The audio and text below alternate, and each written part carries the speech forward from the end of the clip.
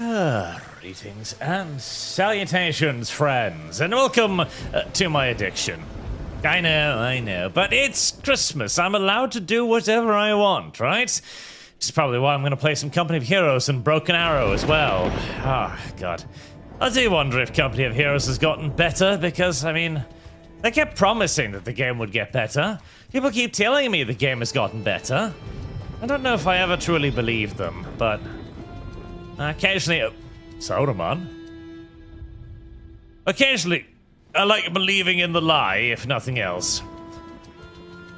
Oh, and little Broken Arrow too. Oh, what a sad little video game it is.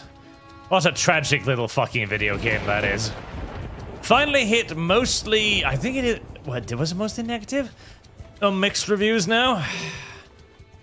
Anyways, we are killing the Norse today because the Norse are our enemies, and that is quite simply just how that is.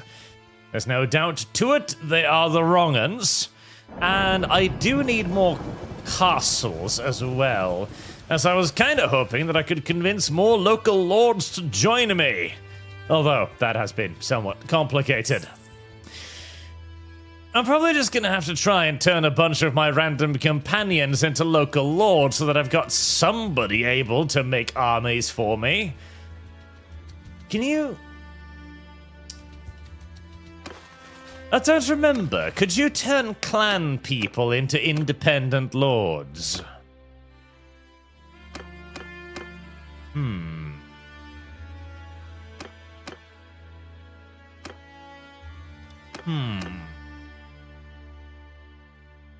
Maybe my brother would make for a good local lord. Perhaps.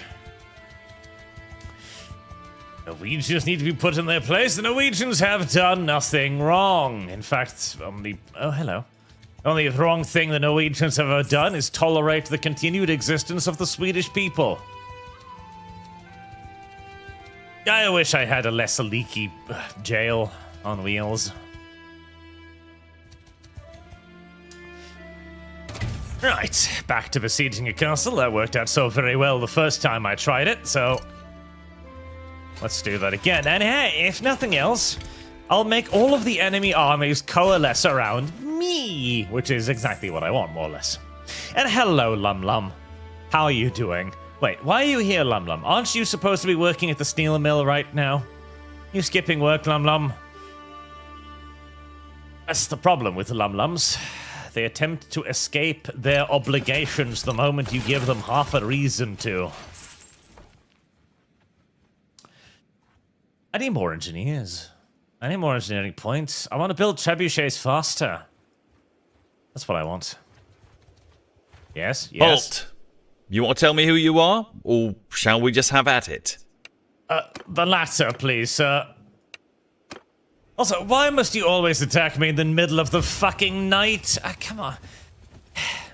I kind of wish you could just turn off the night battles, because, generally speaking, medieval armies weren't particularly fond of fighting in the middle of the night for reasons that should remain relatively obvious to anyone who's ever been outside during the night. Oh well. We're trying a new army formation, by the way. The previous one was way too fucking powerful, so I've downgraded myself to battalions. Fucking Celtic filth. I hate them, I really do. They've been absolute garbage so far. And I'm planning to largely castrate every last single one of them and send them back to their women and children, but... yeah, well, for the time being, they're what I've got, so it's just what I'm gonna have to deal with. Forward! The crossbowmen have worked out better. Good old-fashioned Vlandian sharpshooters, largely. Excellent stuff, they do well. Although, I will say, I feel like they've nerfed the crossbow quite a bit, because, it doesn't quite have the oomph that I remember of it. I think it might have been a mod where you could get crossbowmen that basically had arbalasts. Oh, that was hilarious. You'd basically strip the entirety of an enemy army's shields away from them in like 3 volleys. Oh, that was brilliant. I enjoyed that. It was a very fun and engaging form of video game. And Lum Lum got her shot collar set up. Right, well, chat. Every $100 on the Archcast streams will be shocking Lum Lum. I don't even know why she decided to start doing this. It seems unfortunate to me, but... Whee! I have a new axe, by the way. It's pretty good. Whee! Oh. Missed. Whee! Shield. Whee! Missed.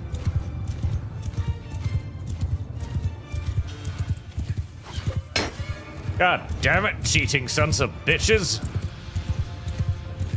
Also, I should be a tiny bit careful about this, seeing as I am currently, you know, zooming right in front of their massed archery formations and stuff. But hey!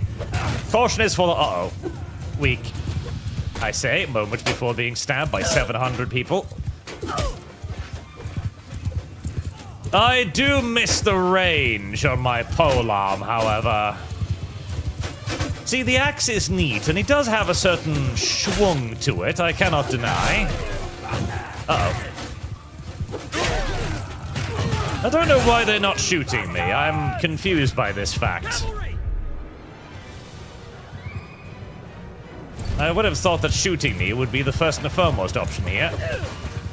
But for some reason... Uh-oh. I hate trees.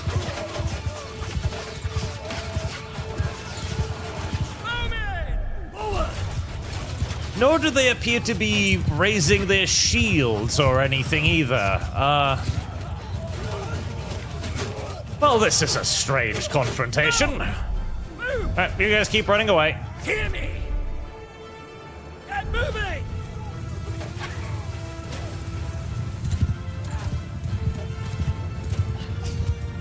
The one good thing about the Battanian dudes is that they do all carry an absolute shit ton of javelins.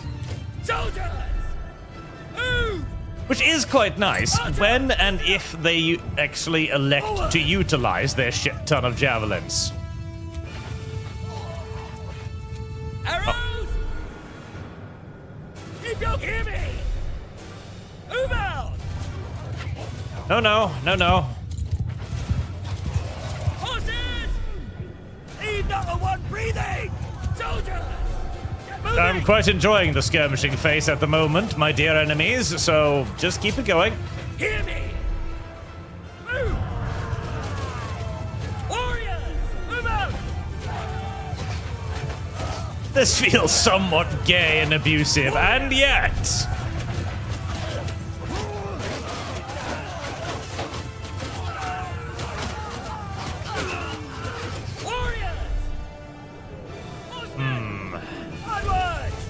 And now cavalry, don't worry about it, don't.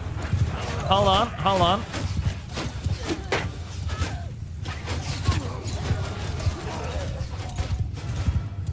Are you actually throwing any of your javelins? Yes, you sort of kind of are. Nice.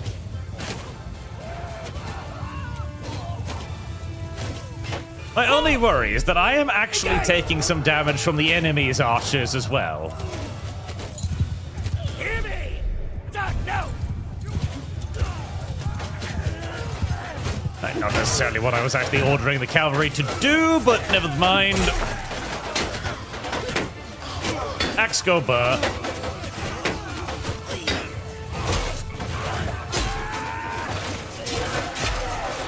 And now comes the disappointing part of using Battanian infantry, the fact that they probably get their asses fucking beat by the Scandinavian infantry. Although they keep just wandering about like lambs for the slaughter, so maybe not. Yes, this is working out pretty well for me. I was telling you all about how ass the Battanians were last time, but this has actually worked out pretty well. Oh, don't run away. Come now.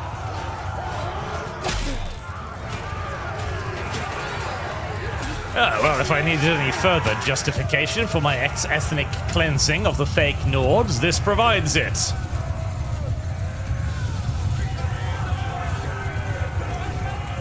Why are you running?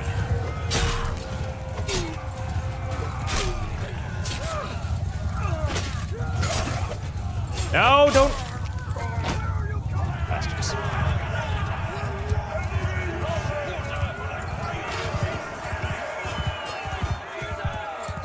11 dead. Catastrophic. You are my prisoner now. Stop! Now get in the trunk. One problem, incidentally, with the whole recruiting Battanians to do things for me, is that I am kind of running out of, ways to reinforce myself other than, just grabbing these guys, which I have lost. now don't really quite fit into my whole aesthetic anymore, which is a little upsetting. Oh well. It'll do. It'll do. Knurburg becomes a member, and Valimir Soart has chosen to bring the Battanian infantry, so they're Opiata with 200 swords. Worm, redemption, sweet him, redemption. Yes, because I hate popular things, and if the Fiends are good, I want to avoid them, of course. I did find the Fiends, and I looked at them, and I thought to myself, yeah, that would actually be pretty good, but do I want something that's pretty good, or do I want to try and make do with a bunch of useless asswipes? And the answer, whenever I ask myself question, is universally bunch of asswipes, which is why I am primarily using the skirmishers. Listen, I found the entire idea of just trying to bring an assload of that was a lot of upgrades. That was a lot of holy fucking shit upgrades.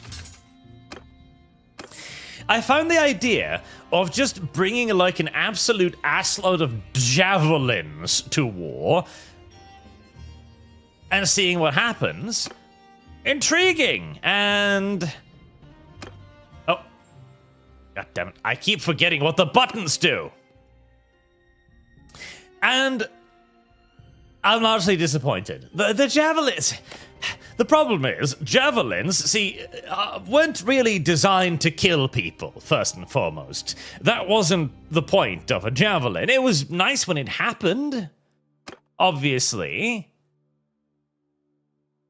Return to siege. There we go. Say whatever you have to say. After that, you die! Next party coming up. The primary purpose of a javelin was to get rid of your enemy's shield.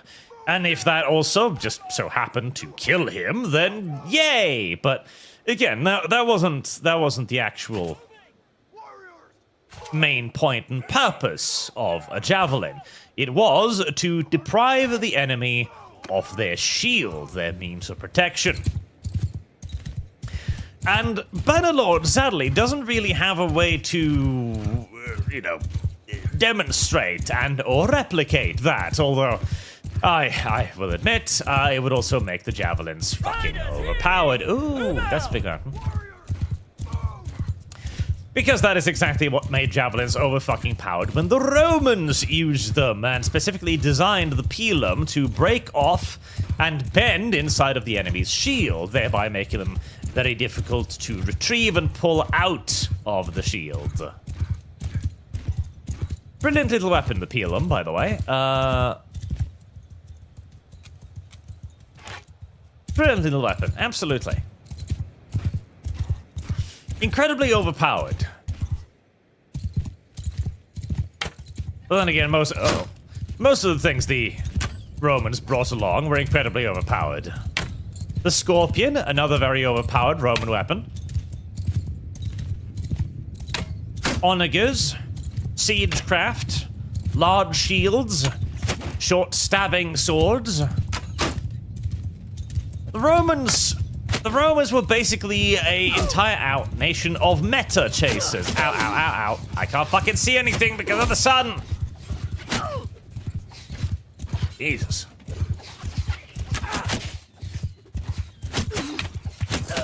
Ow, ow, ow, ow. God damn it. I preferred the previous army that didn't do anything against me. This one seems far spikier, and I don't approve. I actually think that's an excellent way of describing the Romans. Meta chasers, yes.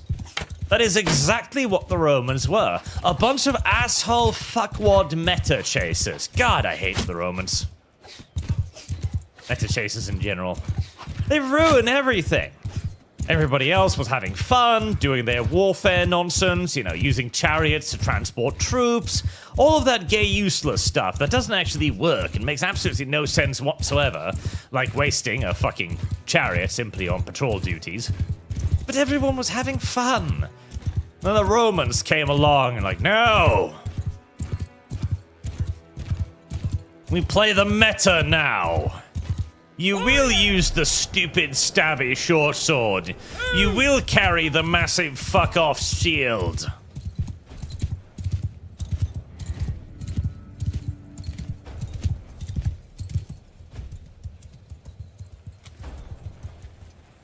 That is a lot of javelins, by the way. If I do manage to get them all upgraded to the Skipari, that is, I think, 1,000 javelins total, which you would think would be pretty effective. They're being awfully lazy right now, just kind of slowly meandering over in my jet. Wait, have they started meandering over in the direction of my cavalry instead?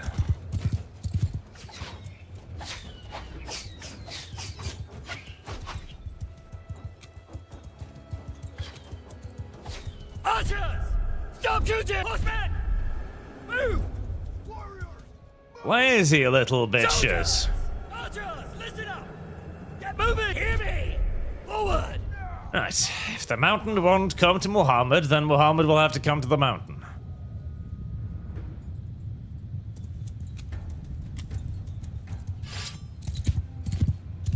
Well, they are wandering after my cavalry. Leave my horses alone. Do you have any idea how long it fucking took to raise those?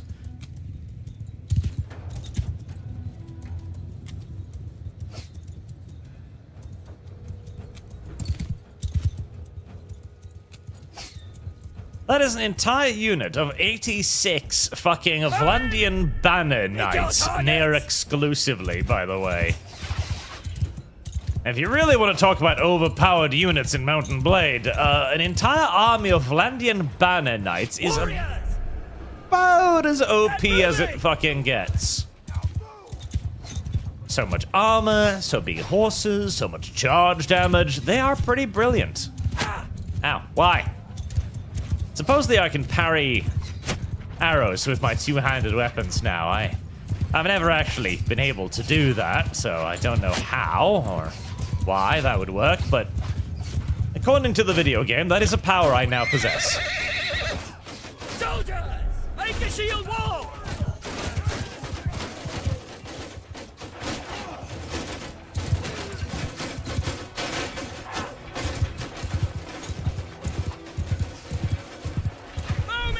One thing you really don't want to do, as a bunch of random Nords, is enter into a long-ranged exchange of fire with an army composed near exclusively of fucking crossbows. Oh well. Dragon Metal! Witcher DLC art. Kickers made supers have timers depending on donation size. Your latest Bretonian Navy vid was amazing. Please do them all. I was planning on doing just that, actually, yes. Oh god, they are getting absolutely fucking brutalized.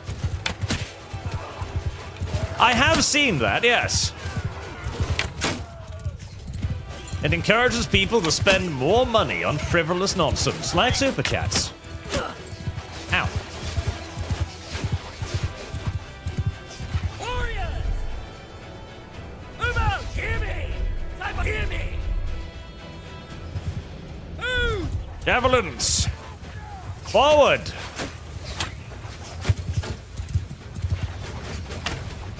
Make porcupines out of them all.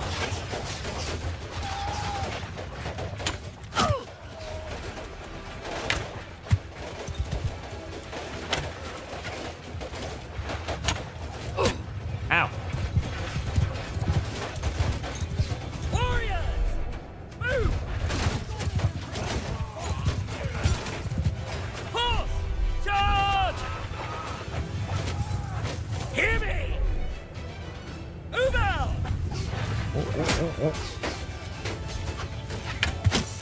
Now, little Norse. Calm down. Riders! Get moving! And then the horses stabbed all of their archers.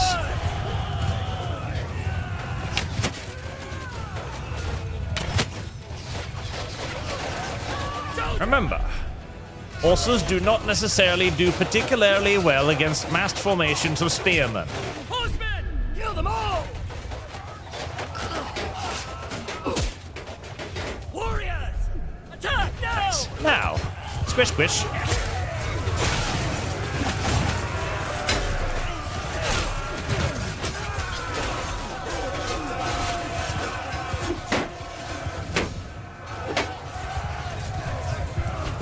By the way, I heartily recommend you turn all of your heroes into archers.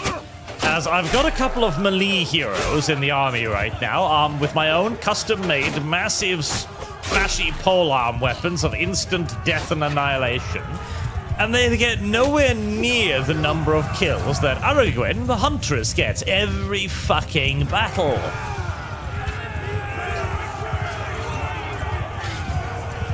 They've made archer heroes really, ooh. You know, I've thought about just making an army of pikemen. Just to see how that works. I'm 99% sure that the answer is it doesn't work in any way whatsoever, and it would simply create an army of useless melee combatants that would switch to swords the instant anybody actually gets into contact with them, because this game does absolutely... I think your luck has run out. Jesus, you guys are queuing up rather quickly, but thank you for attacking during the day, at least. That would be absolutely slaughtered the moment the enemy got into close quarters combat, and in fact, if you're lucky, the pikemen would drop their pikes and pull their swords, and thus just become inferior melee combatants, but... I do nevertheless like the idea of a pike army. You know? Because pikes are really cool. And they did absolutely dominate the fuck out of warfare for, you know, like 2,000 years or something. So, I kinda want to, and yet. God, what we need is a pike and shot mod for Bannerlord. Oh, God, yes. Oh, God, yes. Oh, God, yes. Listen, it wouldn't even be that difficult, necessarily. Like, the primary problem with things like the Napoleonic War mods are only 34 archers. Really? You're bringing 34 archers to take on 104 crossbowmen. Right. Very well. The primary problem with things like the Napoleonic mod is that the game doesn't really do well at simulating ranged combat en masse, like effective ranged combat. Well, the benefit with using things like arquebuses is that it takes like a minute to fire one round. And when you fire that one round, there's a roughly equal chance that the shot will go straight, as that it will simply dunk itself into the dirt directly in front of you. So, you know, there's that. Are you breaking off your archers? Are you...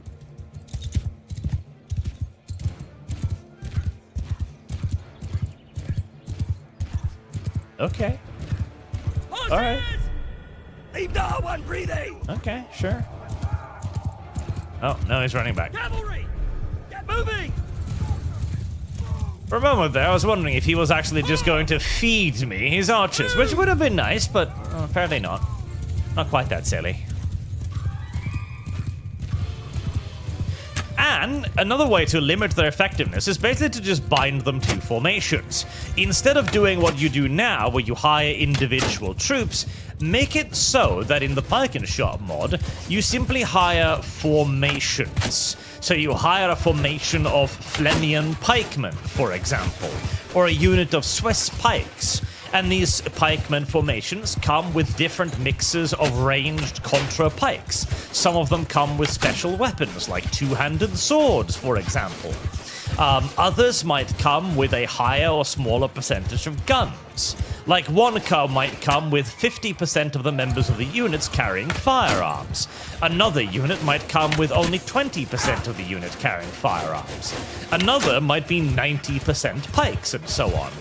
Because that also was one of the primary, points of argumentation and discourse, I guess, between the various factions. See, there were, or rather factions, the military theorists of the era, one might perhaps more accurately say, where there were constant arguments over exactly how much of a unit should use blocking weapons, like pikes, how much of the unit should use offensive weapons, like guns and crossbows, and this was also then dependent upon the purpose of the unit. Was the purpose of the unit to stand and fight against the enemy, in which case what you wanted was a higher percentage of pikes, or was the purpose of the unit to disorganize the enemy, to scatter them, to make their own formations less effective, and thus allow your unit to simply run right over them, in which case you wanted a far higher percentage of ranged weaponry to disorganize the enemy. Warriors! Stand fast! Javelins! Hear me! Onwards! That'd be nice. I'd like that. Riders, hear me! At them! Warriors! Get moving! Then again, at this point, I'm so universally desperate for any pike and shot game that I'll accept literally anything. Literally, actually anything. I'll accept it. Ow, ow, ow, ow. Hear me! Cut them down! Alright, you want to fight? Very well. Horses! Oh!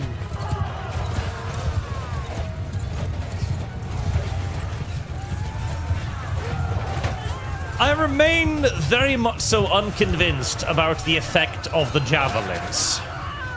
They don't feel very impactful. In fact, I am pretty goddamn sure that the throwing axes of the Norse did significantly more damage than the javelins do. Which is mildly ridiculous, but...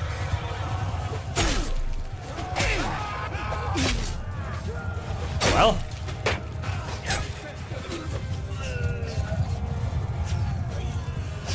I remain unconvinced.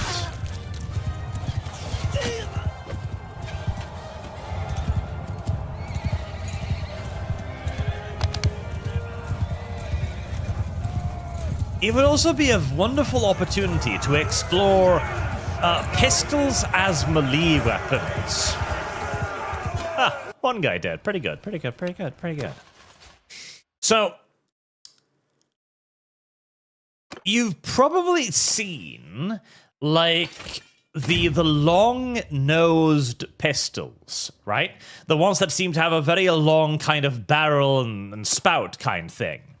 Well, that wasn't... oh, Jesus. Okay, that could actually be a problem because I'm very low on hit points. I think I'm high enough to still command, though.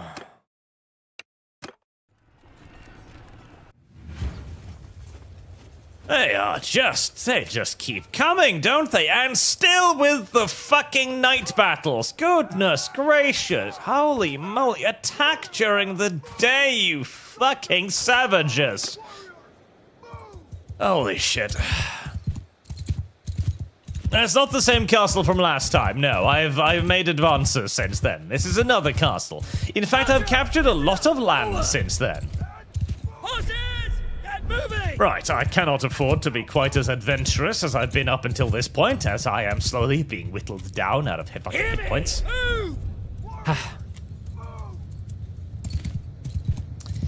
But yes, so the long-nosed pistols. The long-nosed pistols were long-nosed pistols for a reason, a very good reason. You see, the armor at the time was really, really, really, really, really good. And so firing a pistol just randomly at the armor was very unlikely to do anything worthy of note. The bullet would probably simply just bounce off the armor. And that was like early pike and shot cuirass tech. It would only get even better during things like the Napoleonic Wars, where pistols almost entirely disappeared from cavalry warfare, other than as a shock weapon to be used against infantry. And so, to make the pistol effective, what they did was create long-nosed pistols with a very long barrel. This barrel was designed so that the soldier would, in melee combat, get up close to the enemy and then rest the muzzle of the pistol directly against his armor, and only upon touching the armor would the trigger be pulled, as that was the only situation in which the pistol round was going to have enough force to penetrate the armor. Charge! Horsemen! Let them That's not the unit I was intending to tell charge. No. onwards! Please, nobody shoot me in the face with a crossbow bolt. Soldiers! Move! Yet again, the enemy, for reasons I am deeply unsure of, decided to split off their archers and send the archers off to try and fight the cavalry. I remain unconvinced about this particular strategic and tactical deployment, but I am more than happy to exploit it, so.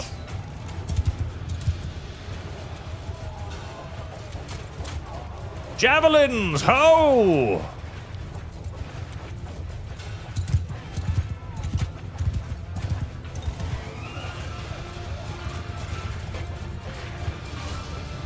That is a lot of javelins, to be fair. That is a fucking lot of javelins.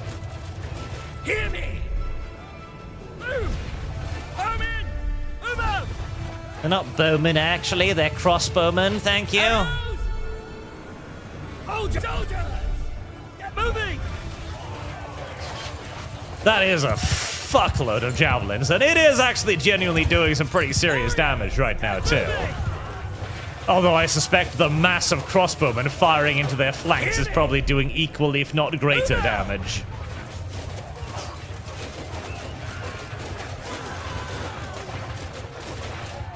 Warrior, engage the enemy! Wow, this was a particularly disastrous fucking attack.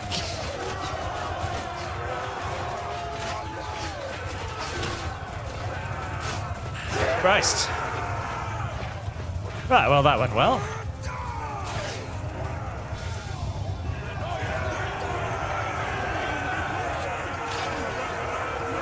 Enough!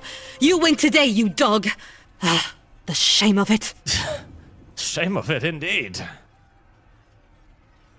I really should try to at least ameliorate some of my reputation with some of these people, but...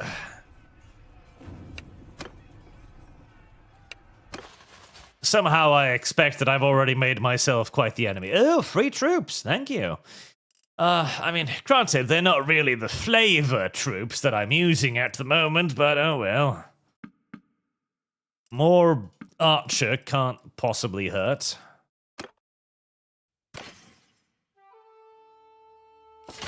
Thank you for another fresh supply of random weapons. More upgrades.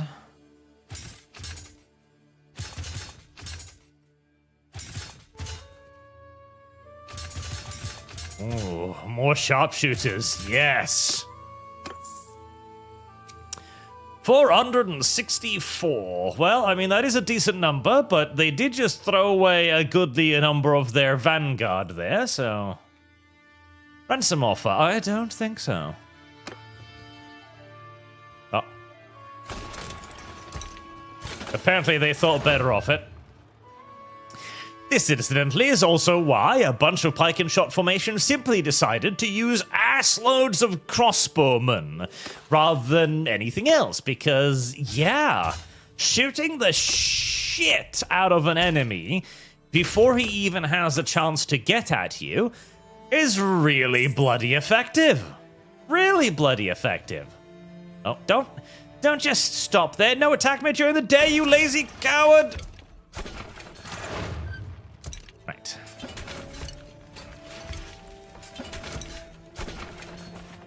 Deploy the rock throwers.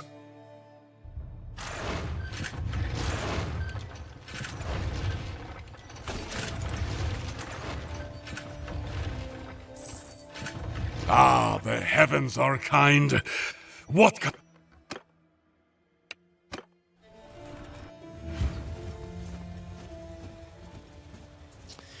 Excellent, excellent. Come at me, brother. Oh, we have a different battlefield today. Service guarantees citizenship. It's a hill. No sorts. Kind of.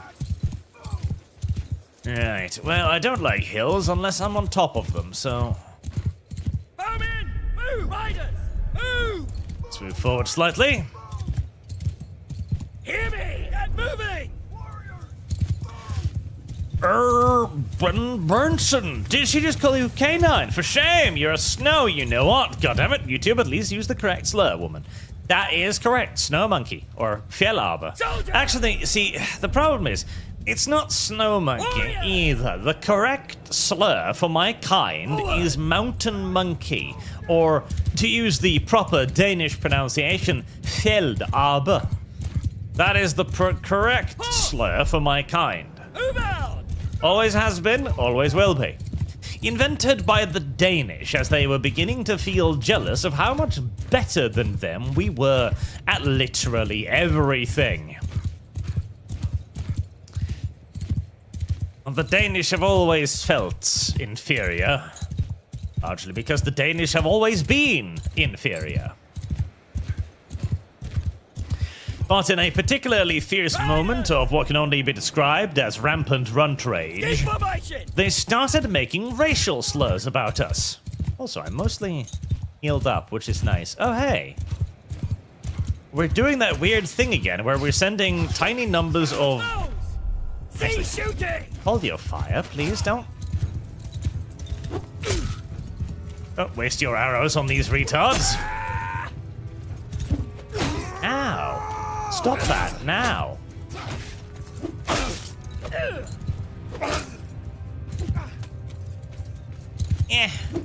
Why are you in a horse? That's unfair. I know, I have more money than you. Which grants me an unfair advantage in combat. That. Ow, ow, ow, ow, ow. Arrows! Hit your targets! Okay, slightly less cocky. Move out! I don't have that much health to waste. Hear me! Move!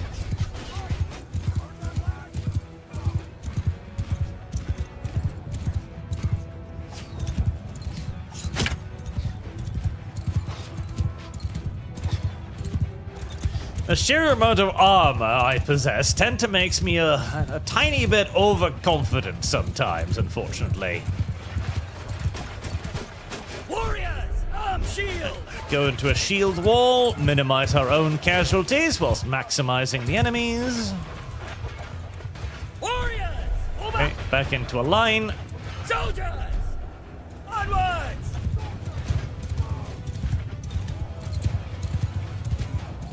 Javelins, ho! Ah, perfect. Tossing javelins into an exposed flank. That's what we like to see.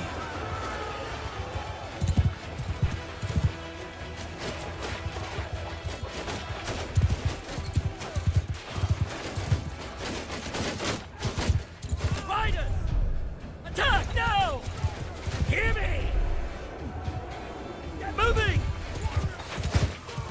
I think we can probably do a ride through or two of their archers.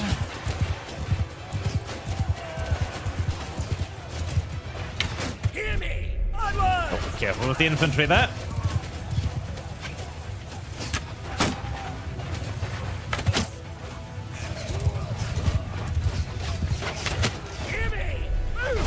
Keep falling back, my little skirmishers. Keep falling back. Soldiers! Get moving! Warriors! Move out!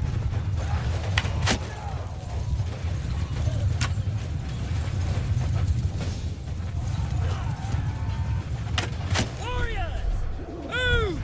Narena the healer gained a level as she she finally realized just what a bloodthirsty little maniac she was. Forward! I've spent so long closing wounds, I never understood how fun it was to open them again, says Narena to herself as she touches herself every night.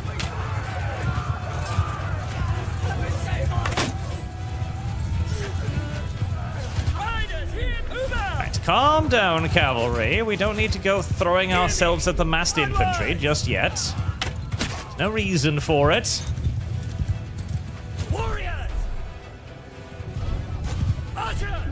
Move!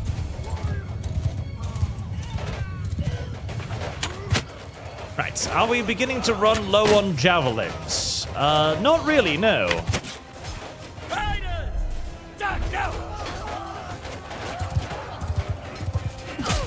Oops. Well, that was sudden. Oh, well, I just managed to give the order for the cavalry to charge, so the rest should be fine, as I catch, like, 5 throwing axes to the fucking face.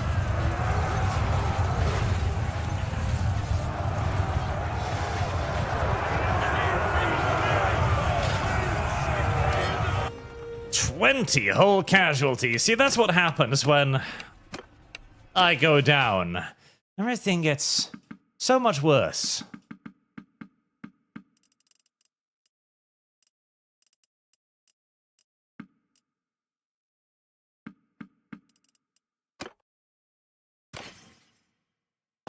Am I overloaded yet? Nope, not quite yet.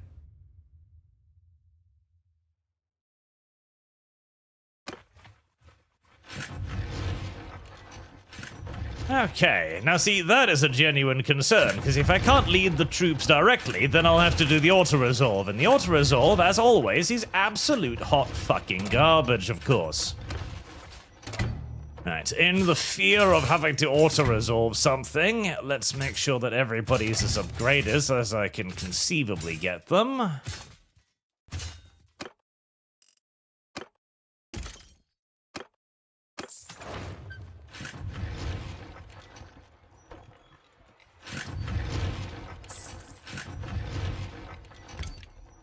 Right, that's the enemy's fortifications dealt with. Now for some siege weapons. Alright, I'm recovering health nicely. It should be fine now. War is a pay-to-win unless you use good mode. Like King God mode, like King David. Yes, you are actually correct. War is indeed largely, in fact near universally, pay-to-win. That is an accurate statement. That is why knights utterly dominated the battlefield for absolute ages, because they were made up of a bunch of people with credit cards who could be like, I don't want to fight in the same way as the fucking filthy, dirty peasant slop. I want to be invulnerable. And so they made armor that basically just made them invulnerable. It was very effective. And then they also decided, okay, well, you know, I want to do warfare stuff, but I don't really like the idea of dying in war. That's not very fun. I don't want to get killed whilst I'm out having fun with my hobby of slaughtering peasants. Is there some way, perhaps, that we can engage in all of the fun and fulfilling aspects of warfare? Oh, you managed to destroy my fire ballista with one shot, didn't you, you piece of shit? Without needing to worry about getting killed all the time, and yes, there is. It's very simple. You just enter into a gentleman's agreement with everyone else around you that might have the weapons capable of putting you down, that you're just gonna ransom one another if you ever actually do get taken down. Kind of a brilliant setup, honestly. Right, I have people again.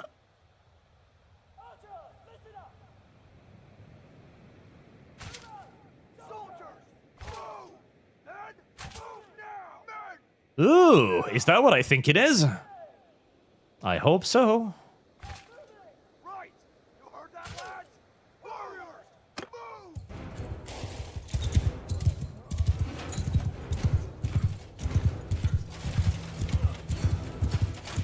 Oh, yes, it is. Oh.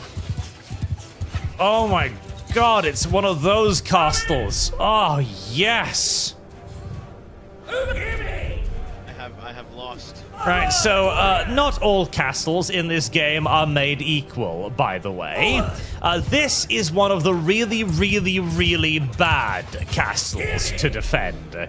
Because your troops are standing on an elevated position in the open. Meaning that if I simply line up my massive army of crossbowmen and javelin-throwing savages, I can throw shit up at your troops and hit them easily. Yes. This is a very, very bad castle.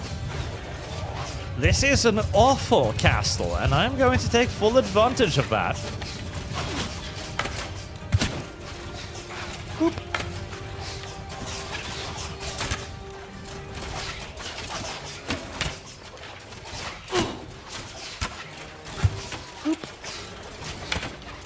Boop.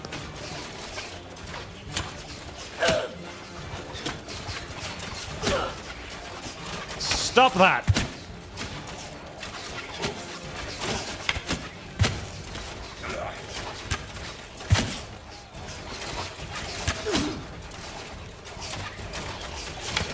Side strafing little mother. There we go.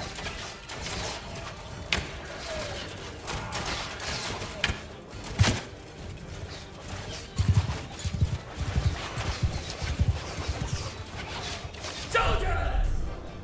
Moving! Now then, little tards.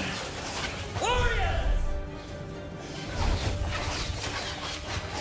Please throw your javelins at the people up there.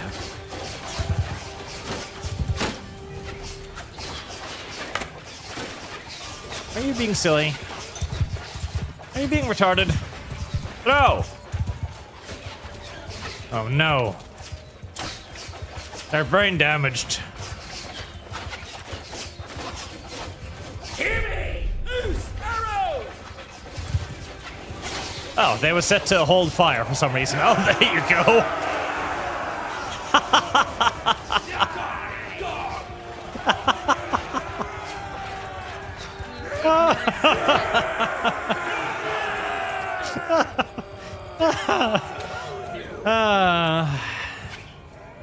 Yeah, I remember what I said about this being a really bad fortress.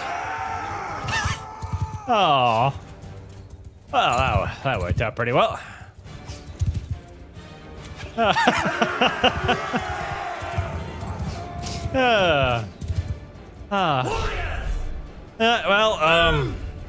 the door's open, lads. Come on in.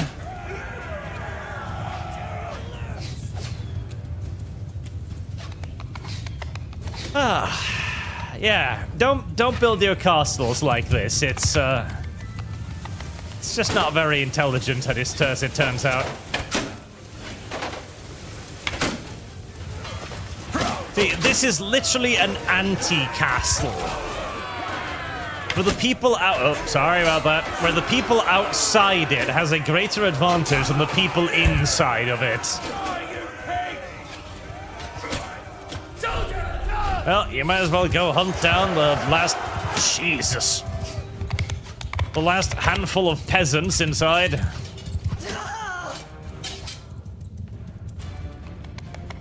As 5 million javelins fly through the air. Oh, hi there. Evening, peasant. I'm your new master. If you recover from that, that is.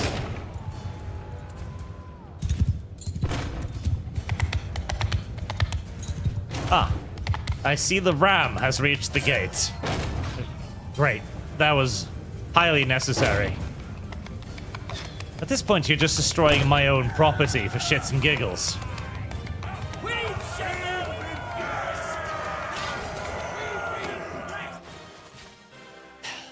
Like I said, anti-fortress.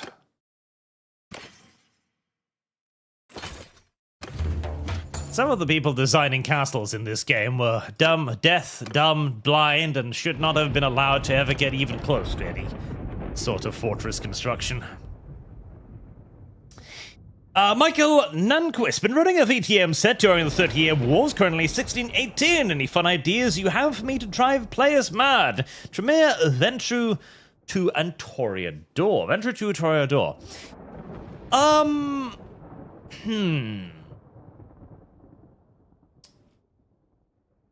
During the 30 Years' War. I mean, there's ample opportunities for a little bit of backstabbery, I suppose.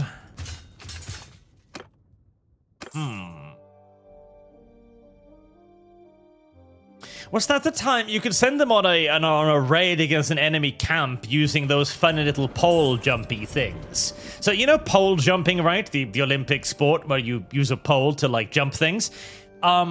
There was actually a weapon like that, which was used to cross ditches in the Low Countries. Heresy's the question. Fire is the answer. Right, one anti-fortress down. Another, what, 2 to go? I'm wondering if I should do the castles first, because at least if I keep taking the castles... Does that negatively affect their ability to recruit, I wonder?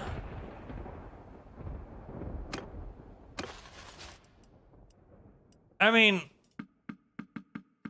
you would think so, right? You'd think that if you destroyed took away all of their castles, they wouldn't have any fiefs. And if they don't have any fiefs, they don't have any ability to, get dudes back. Not to mention also destroying their garrison. It sounds like one of those things that would make sense. But also sounds like one of those things that probably wouldn't actually work in Bannerlord. Oh.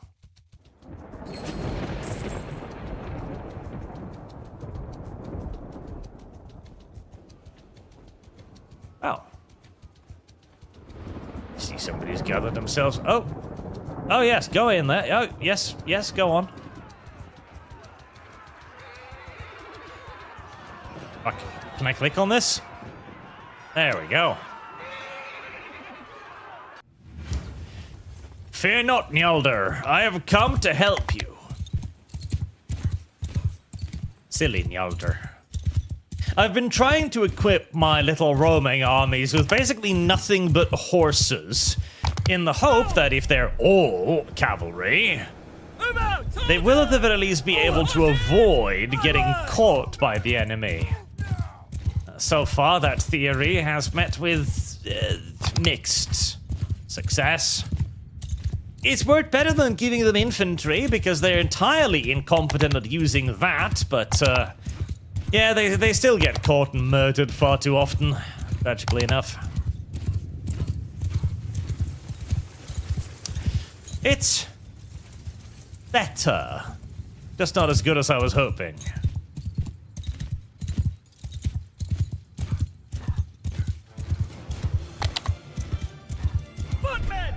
Alright, this should be a pretty easy walkover battle, honestly. They've barely even got any archers.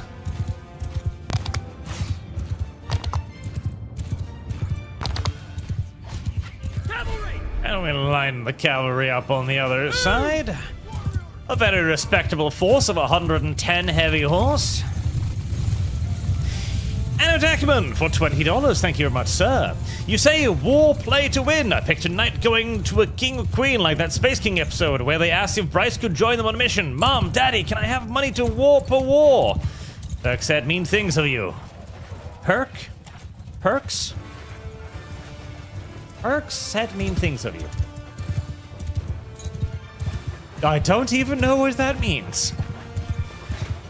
But yes, it actually sort of kind of was like that. And Mummy and Daddy, may I go do a war?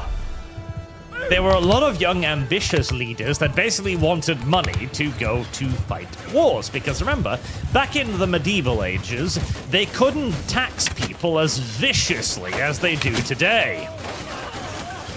The peasant farmers of yesteryears had significantly lower taxes than we do today. They had significantly more free time.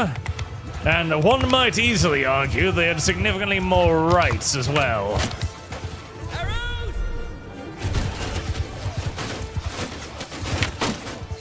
I mean, fucking think about it.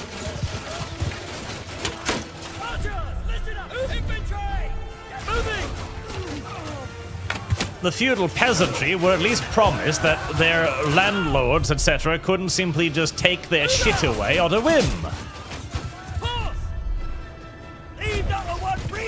Whereas today, oh, the government can most assuredly take your shit away on a whim. In fact, it is a rare year where the government isn't taking your shit away on a whim. Infantry, engage!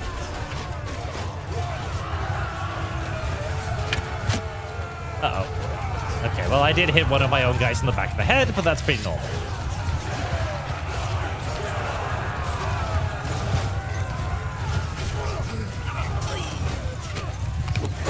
Up.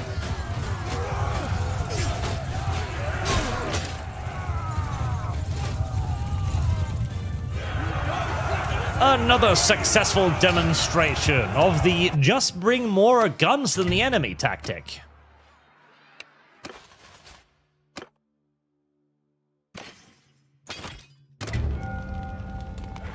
Coin clipping, huh?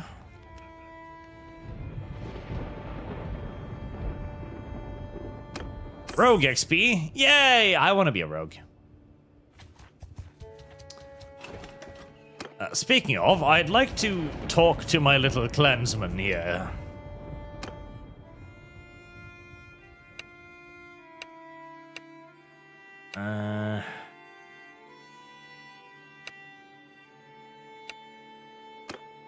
Can I, like...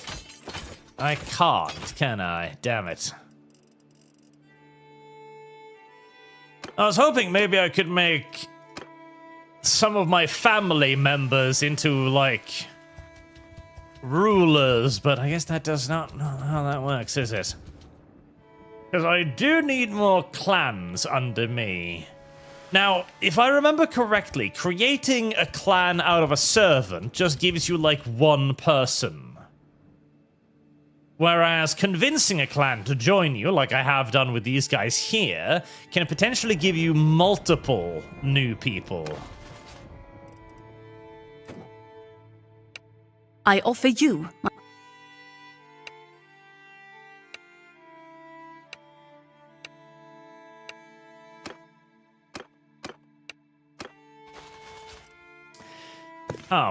Do I even have somebody who would be wildly useful as a leader? 56 tactic isn't awful, I guess.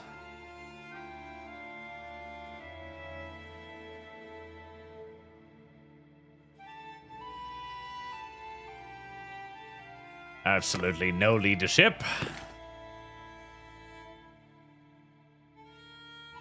69, but he's my Chad Assault Warrior. I don't want to use him for that.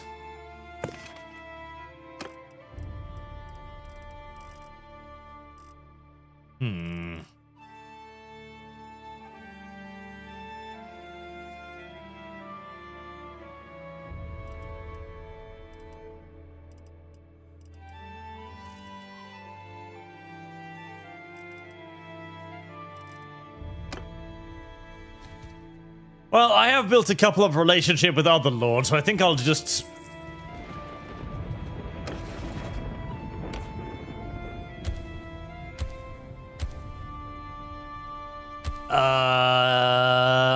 I don't think so. I think it's mine. Yeah. How about you eat my penis, huh? Sean votes for Sean to get Castle. Well, that's very fucking unfortunate. Luckily, we don't live in a democracy now, do we? I have got a good relationship with some other lords that I want to try and get to betray their masters. Because I am going to need more clans underneath me. As the ones doing all of the fighting right now are basically my own family members, which is, you know, it's nice, but I'd like some more proper clans, honestly.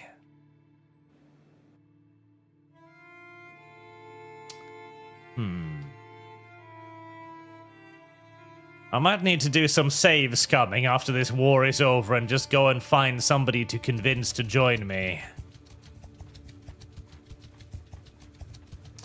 Or get a nice war going with somebody that I didn't need to mass exterminate the people of and just continuously release them after battle.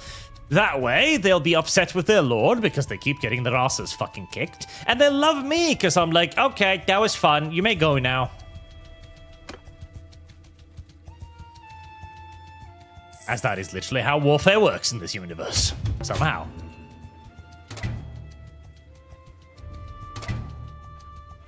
Your relationship decreased by -2 to -100. Wow. They really don't like me, do they? Service guarantee. Sender, my lone space kingsman was made in 3 months. That is very good. The Kingsman was a really, really good movie, by the way. A very good movie series. Kingsman. If you haven't watched Kingsman, I highly recommend it. So Kingsman is kind of like... It's... How do I put this? So Kingsman is intended to be sort of... kind of a parodying on James Bond. 10% attack or armor penetration. 10% attack. The ultimate leader. Yes. Yes.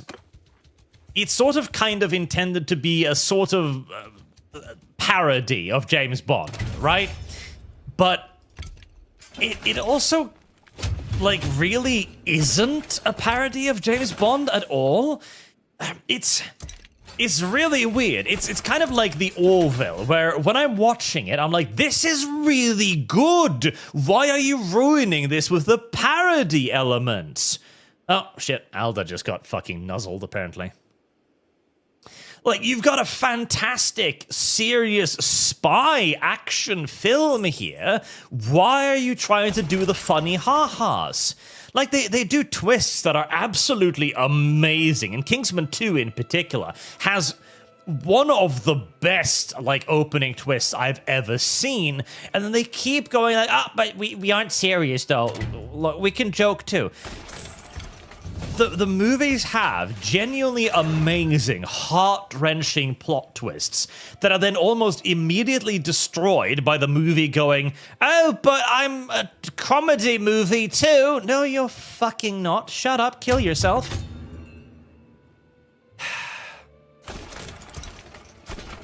Ugh.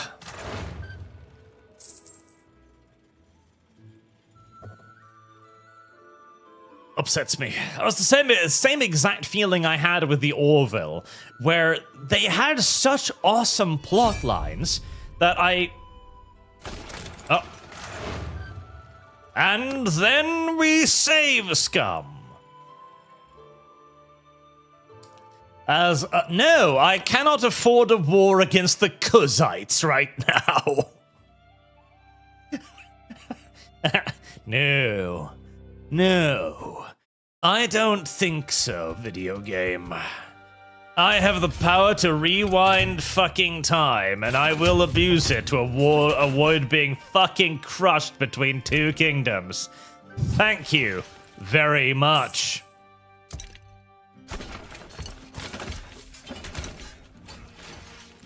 Right.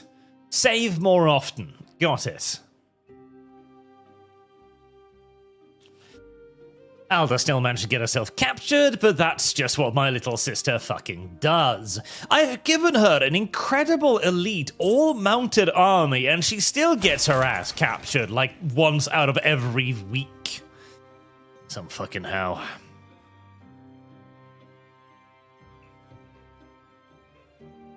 First one was good, second one was decent, but again, like, it's because they tried to do the parody thing.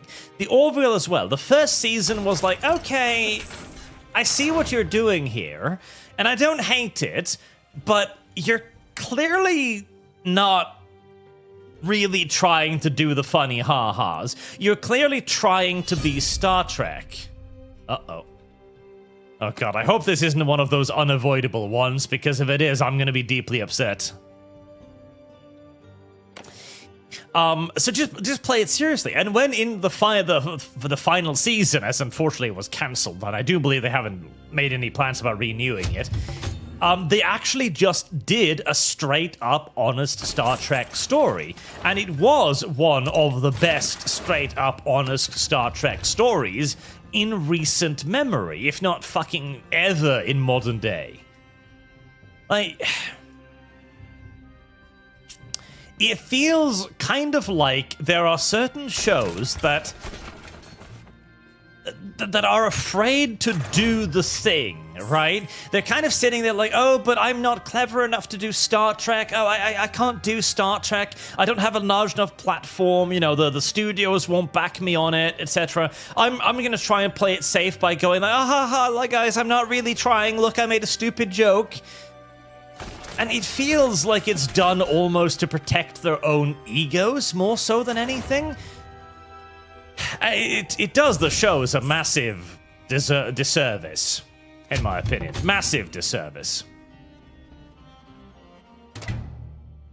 Massive disservice. Alright, trebuchets up. Commence the deployment of the rock-throwing things. And no war, thank God. Anime document. Perks were supposed to be jerks, as in those jerks said mean things. Autocorrect got me on phone. Jerks? NPCs?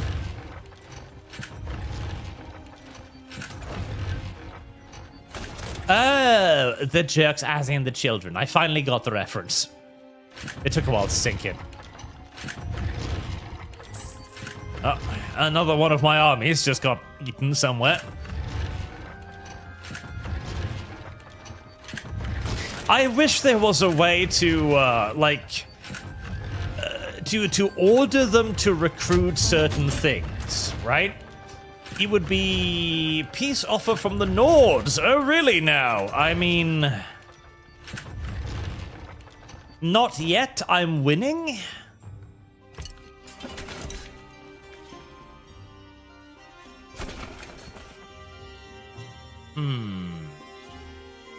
This might be one of those anti-fortresses. Let me just check. If it is, I might just take this castle and then accept the peace treaty.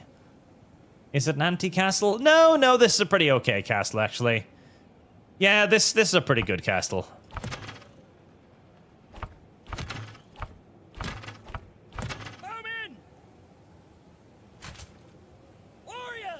Yeah, this is the kind of castle I do probably have to actually, like, siege the proper way instead of just cheesing their retarded deployment.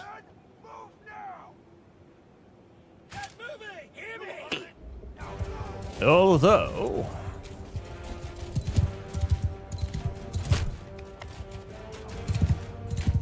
it does have that beautiful open front.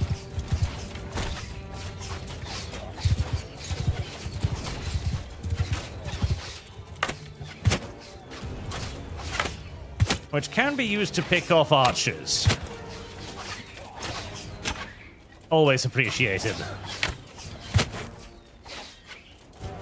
Right, don't build your fucking castle with a massive open spot on top. Hear me! Maybe I could toss some javelins over there. I'm gonna find out.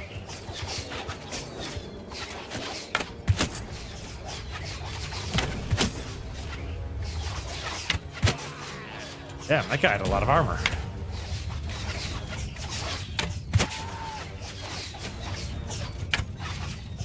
I'm eternally impressed by the Sky Gods chosen and how tough they are.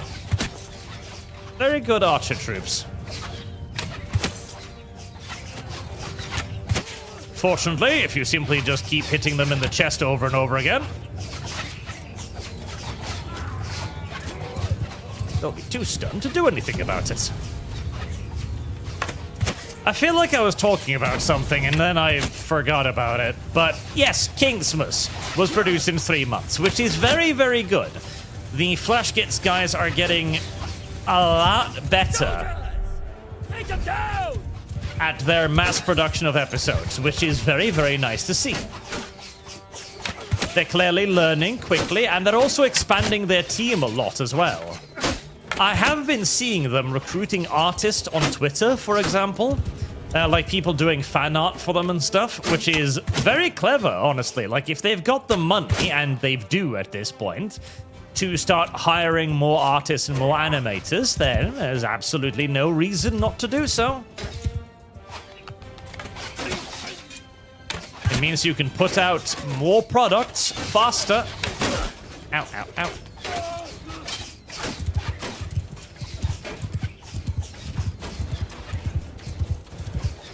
I don't know how much additional siege weapons will help me here on this map. But I definitely don't want to go charging into this just yet. That is 150, 200, 250 infantry that I would have to grind my nose against to kill, which is not a good idea. Not a good idea at all. Not a good idea at all, so... Got a few kills. I'm gonna withdraw now.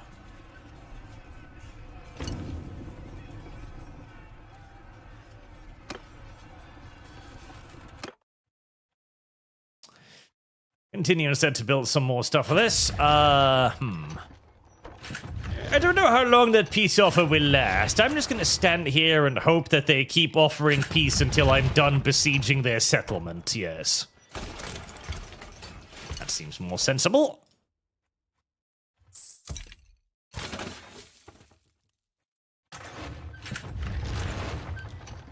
Or until they send me some more armies to murder. One or two. Can I still build siege towers, even after cracking their walls? It looks like I can. I might try to do that.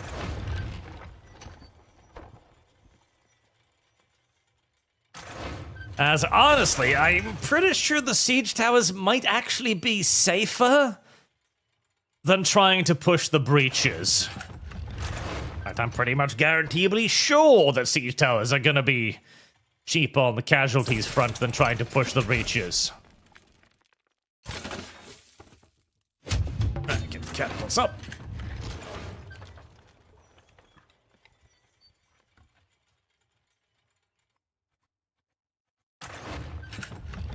This is also something that would be really cool in any kind of a game with, like, ranged black powder weaponry combat.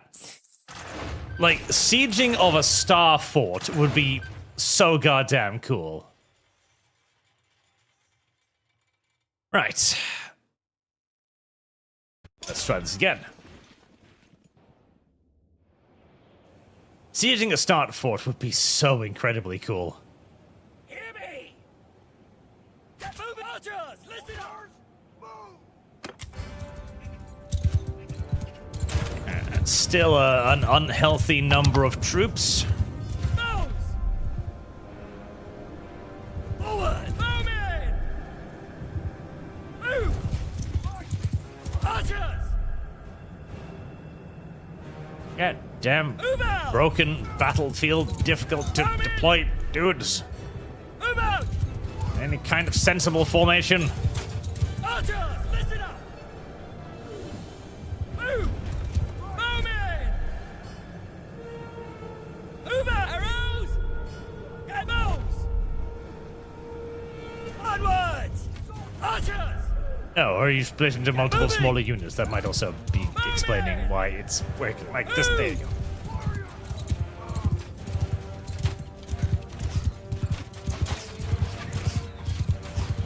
Right, pick off the rest of their archers, and let's see if I can maybe find a way to sneak some highly explosive rocks in that little breach point right there. Might be possible.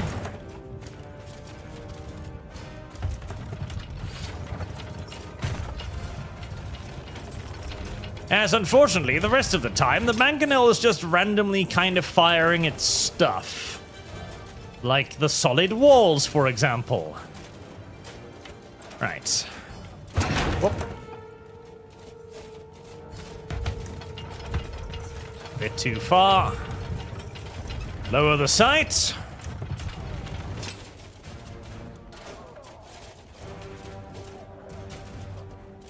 Whoop. Still a bit too far.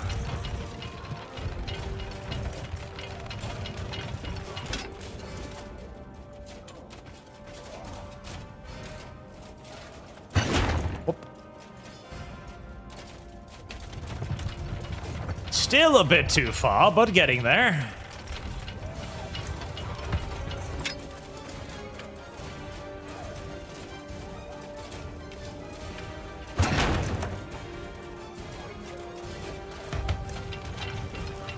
Okay, okay.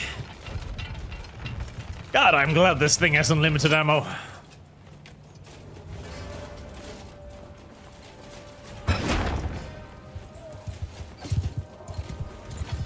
Alright, now we're more or less on target.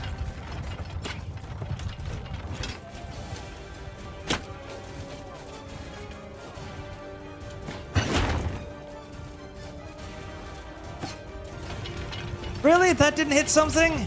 I feel like that was perfect. Okay, one more.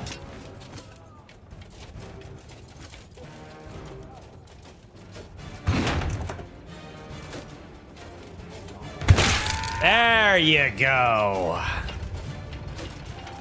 On target. Fire for effect. Now, keep that mouse very, very still.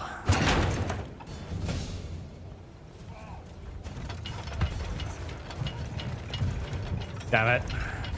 Did I manage to jiggle my mouse just too much to fucking move it?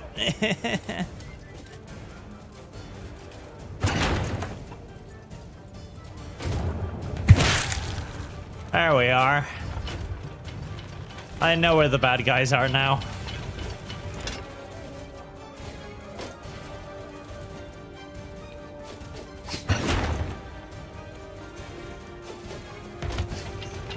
I'm gonna blame the reloady guy for jostling me slightly every time he brings a new jar of boom.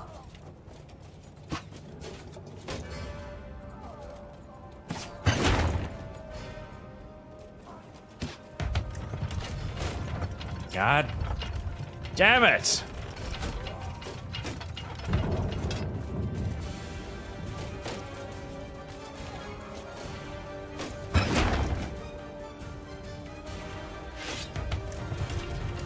Well, it was nice whilst it lasted.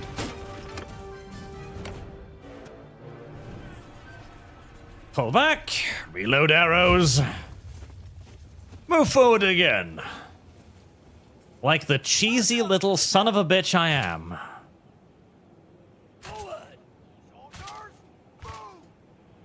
Get moving! Warriors! Listen, if the defenders didn't want me to abuse my offensive advantage of being allowed to pick and choose when and why and where we fight, they shouldn't have stayed on the defensive, now should they?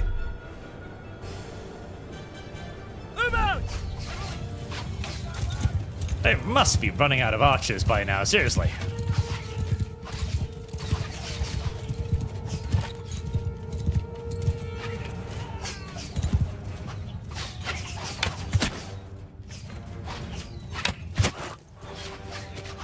That's savage. Warriors!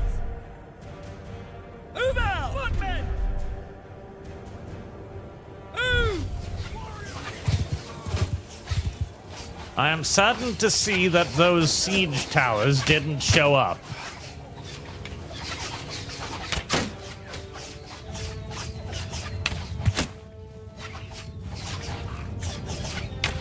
As they were kind of my one and only best hope to not have to just smash my face in against them.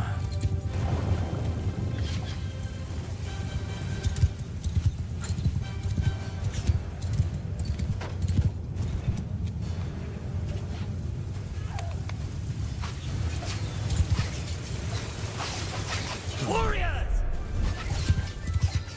Maybe.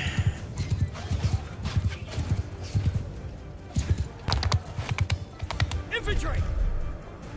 Onwards! Oh, hi. Are they going to be smart enough to move troops back and forth? Unfortunately, I think they might be.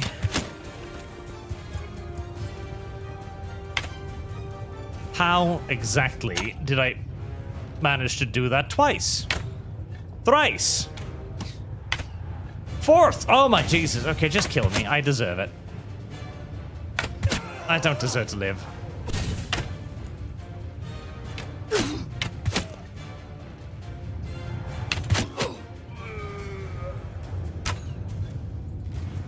And yet again, I miss my crossbow. And its laser fucking precision accuracy.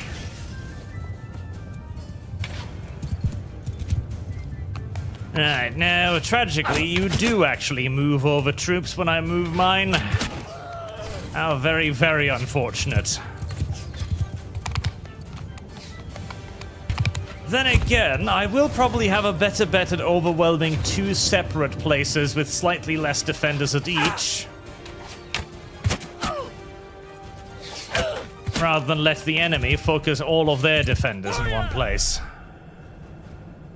Get moving! Infantry! Hold on! Soldiers! Shoot at will!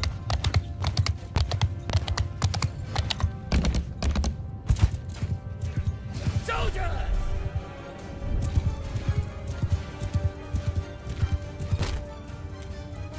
Nice. Those are probably as good odds as I'm going to get.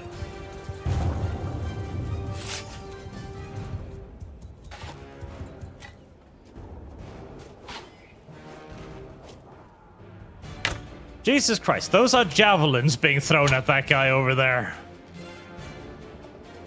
They're all missing, but...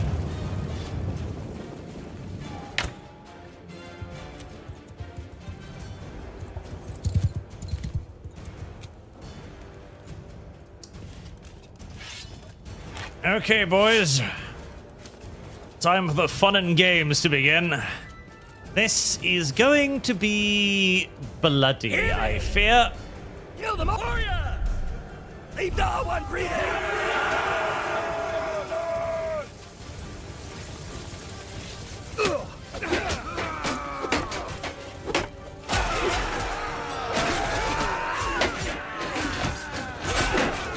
Stop it by using your shields, you fat little weaklings.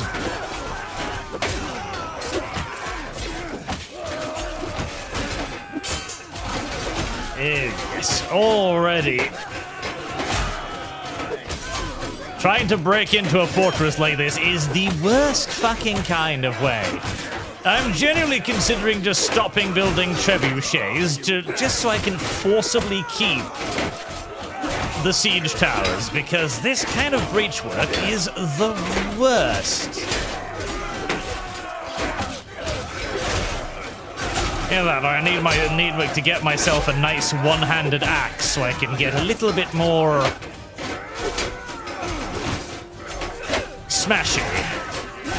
As the giant two-handed axe is honestly just not the ideal weapon for close quarters situations like this.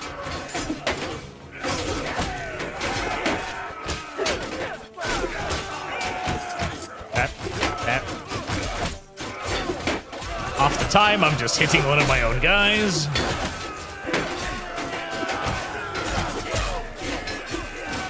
Oh.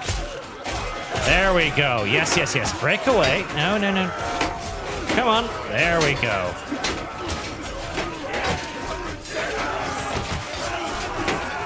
There we go. Yes, yes. Give me a little bit of room to swing this thing. There we go. Much, much better. Why are you running away? And why are you succeeding? Much, much, much better. I really do need a smaller axe.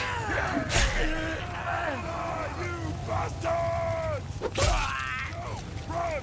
Everyone run! Die, you bastard! I don't know if they're running away to regroup or if they're just fucking fleeing. I'm thinking flee. Yep, yeah, flee.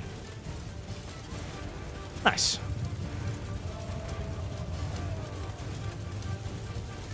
16 men dead, 25 wounded. That's actually a lot better than I was expecting.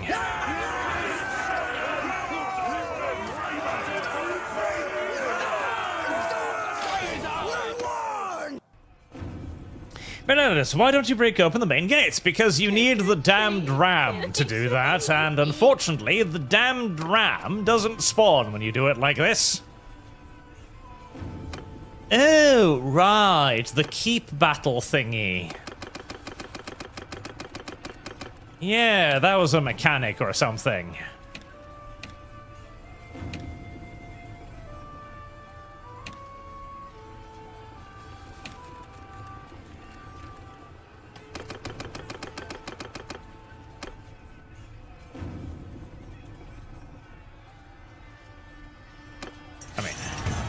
This works too, and even better, probably.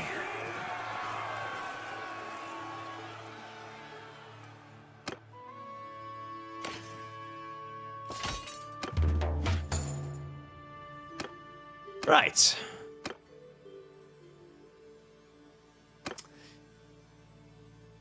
A white piece? Okay, fine.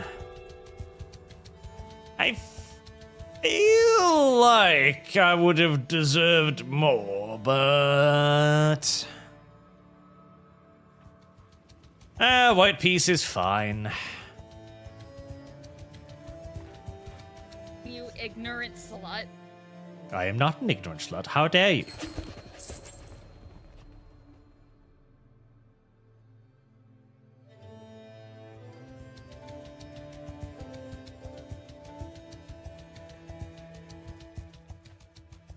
I should probably go try and get some more lords now. Some more outcasts that I've treated decently in the past.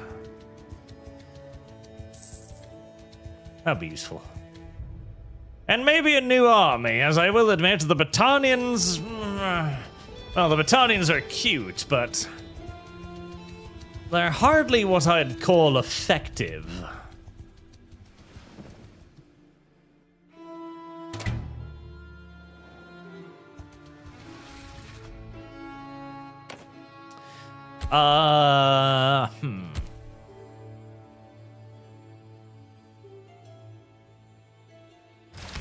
You know what? Fine. You may have that castle. Hopefully that'll give you enough stuff to actually start recruiting some armies instead of merely just being a dead weight around my ankle. Your big axe can chop down main gates. Both can now. I was not aware. I might try that out next time. Ah, you need my guidance, do you, tiny fat child? Well, judging by how overweight you already are, I'm thinking we're probably gonna throw you into the teeth of the enemy, so... endurance and mock battle it is.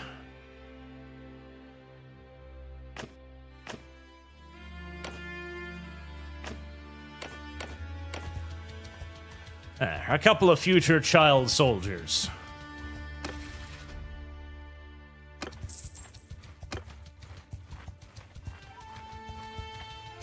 I definitely do need more lords.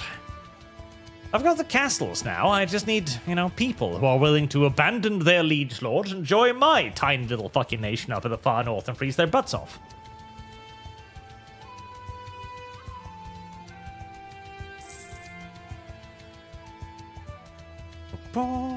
I see Kick is discussing US foreign policy. And also, I think the Kick takeover thingy. And yes, by the way, I very much so doubt the whole Kick takeover thing is going to happen. Even the EU would have a hard time selling that degree of, well, authoritarian tyranny, I imagine. It would be challenging even for the EU. I know they want to, but it's kind of like the EU army, where it's something that they've always wanted to do. They've always been salivating at the idea of doing it, but they have never, and probably will never, have enough support to actually do it, because everyone knows that this isn't a power that you actually should grant a bunch of mad fucking bureaucrat cunts. Strangely enough.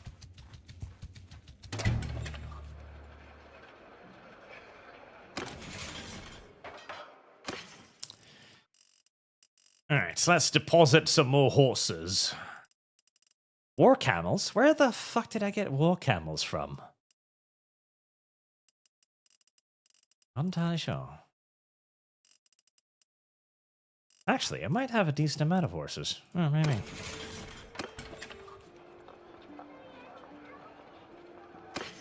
Right, first and foremost.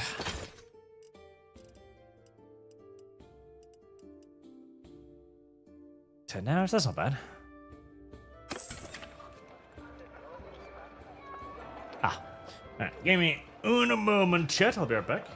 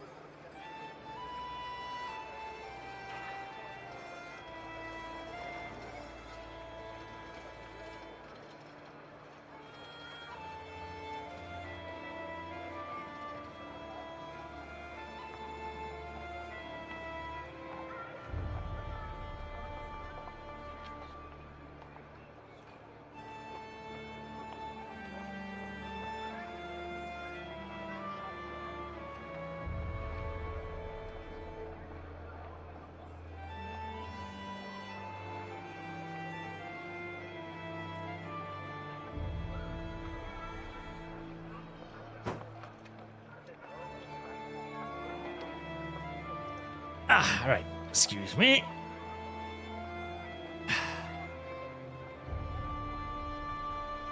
A food delivery.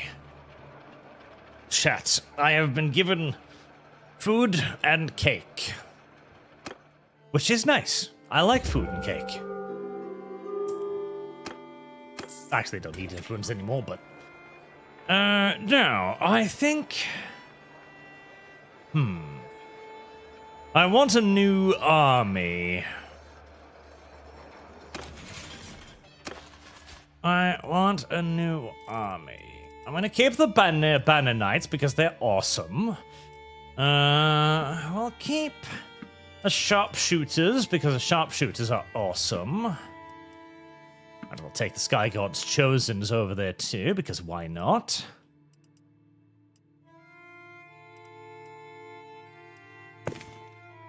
I'm tempted to try and make an army out of these guys.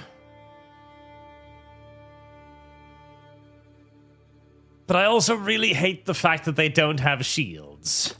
Like... a lot. Like a lot. Like a lot. Like a lot.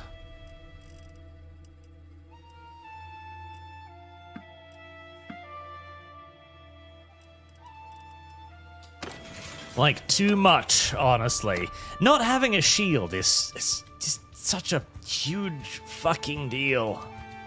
Herding, minus 1.52. Yes, there are many horses in my army, I am aware.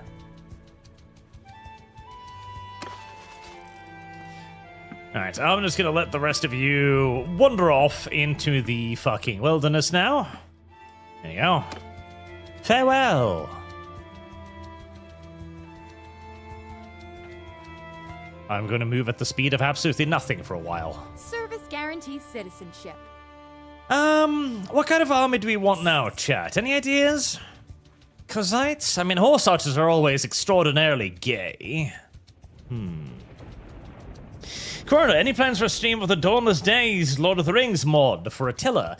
I was thinking about it. Yes, I might check it out. I'll check it out. More Vlandians? I mean, Vlandians are incredibly fucking good, so that would be something, but...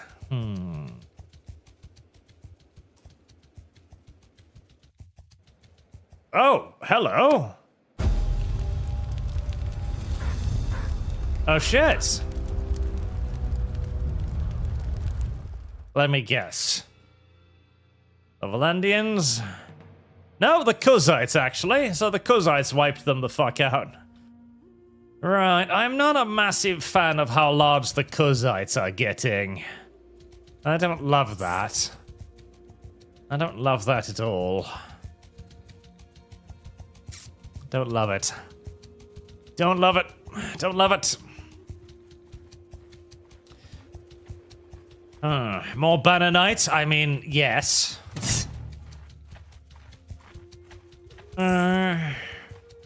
I hate the Imperial troops. The Imperial troops are awful. I dislike all of them because they're kind of supposed to be like pseudo-Roman, but they're really not Roman at all.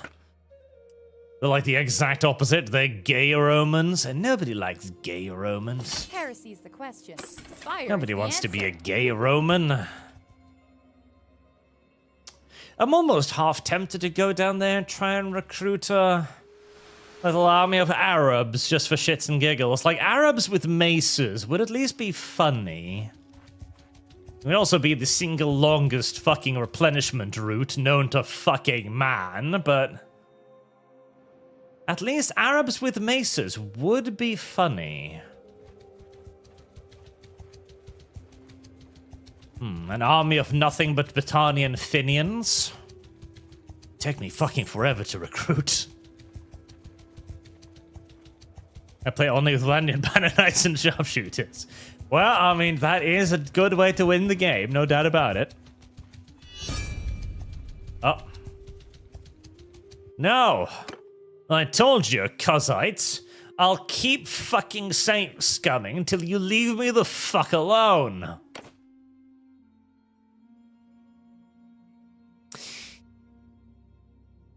I'm tempted to try the Vlandian pikeman. Just for shits and giggles. Just to see if there's, like, any hope for them at all. Because I'm almost 99.9% certain that there is no hope for them whatsoever.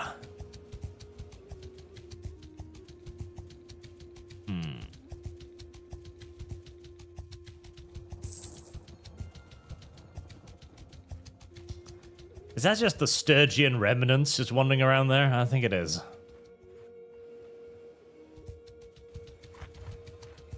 I am really slow because of all the stupid horses I'm herding. But I still need the horses to carry my shit.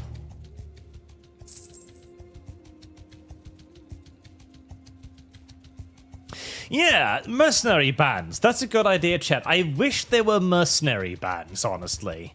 Like that you could meet and go like, oh, hey, you guys, you there. Stop there, stranger. I bid you peace.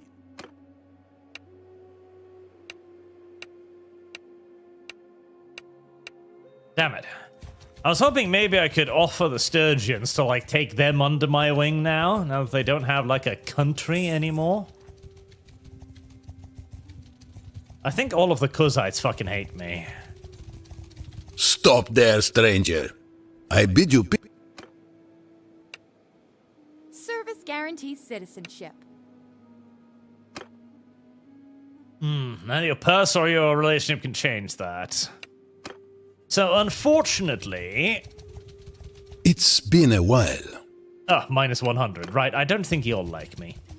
Unfortunately, they have been winning their wars, so they're unlikely to be particularly displeased with their lord right now.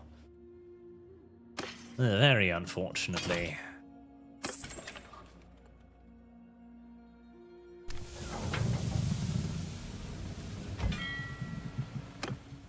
All the fleet.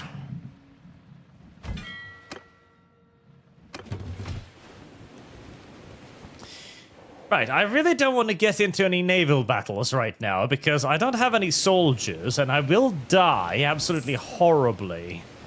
Oh, and I'm also sailing at an unbelievably slow rate because I am incredibly undermanned. Okay, maybe this was a terrible idea. Yeah, this was a terrible idea. And I'm going to do it because it's fun to make it work. Yeah, I kind of want to try the pikeman just for funsies. Eric, the wool weaver. He's mine. He's my guy now. We'll try and go get some Finians and some pikemen, I think, just for shits and giggles.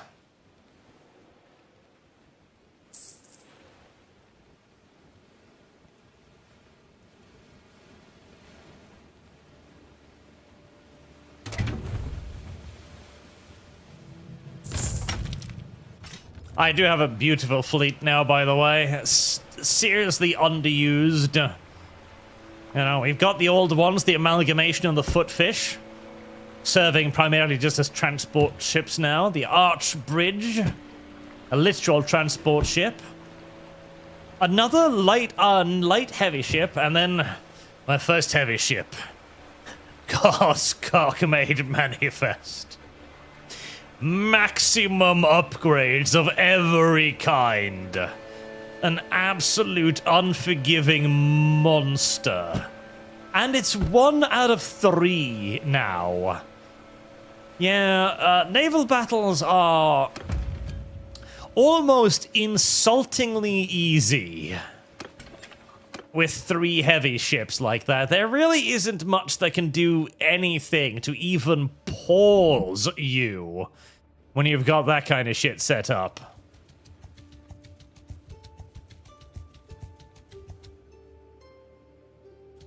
It's quite cute. I'm also half tempted to just buy a bunch of fucking horse archers, but horse archers dueling other horse archers is usually just dumb, and I do need something to kill Kuzites now. And Fiends along with pikes. I mean, at least in theory, you'd think that'd be pretty good, right? I think so. No, you don't carry the ships on your back when on land. You have to call the ships to a nearby port to be able to use them again. You can land anywhere you want with your ships, however. Eat my dick. And then you can return to them in the same place that you dropped them off.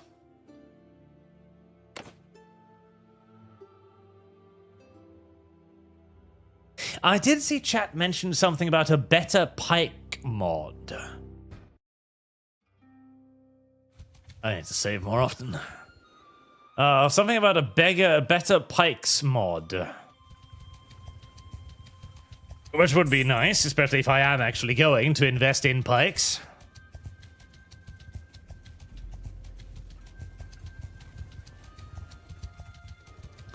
One more trotter is added to your party. Oh, good. I am already moving at the pace of a snail, even as my party members are like, look, a free horse. What's the herding penalty up to now? 2.79. Sweet baby fucking Jesus. It just gets worse. Please don't burn all of the recruiting villages. Where exactly am I supposed to get dudes from if you do that?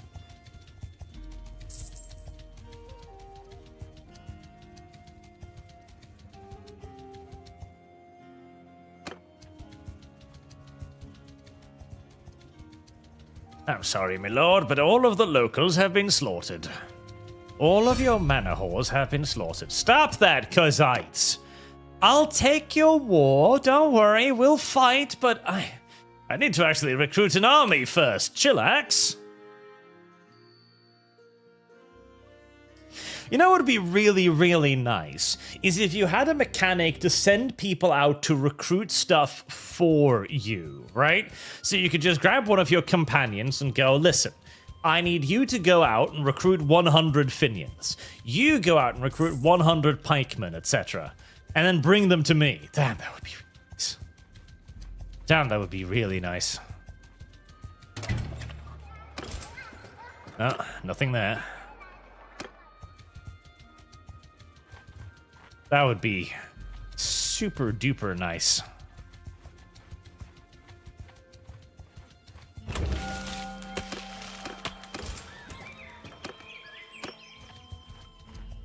Unfortunately, I imagine the locals are probably raiding the fuck out of all of the villages around here. Yep. Ah. Finians, lovely.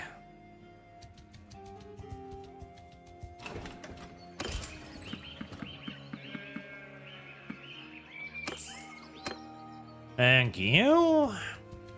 No, you're not marrying my older, because I like her. She leads armies for me.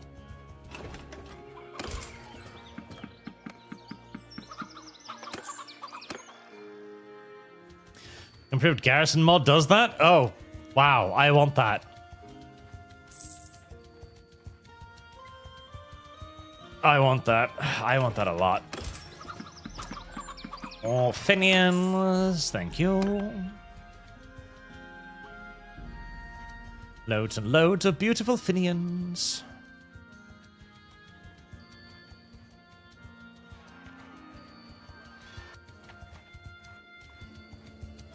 The reason why I was even using cheats in this playthrough is because I hate the unbelievably slow progression of the game on regular mode. So I cheat to give myself more of the, like, what are they? These points, you get, because you get like one of them every 4 levels, which is just awful.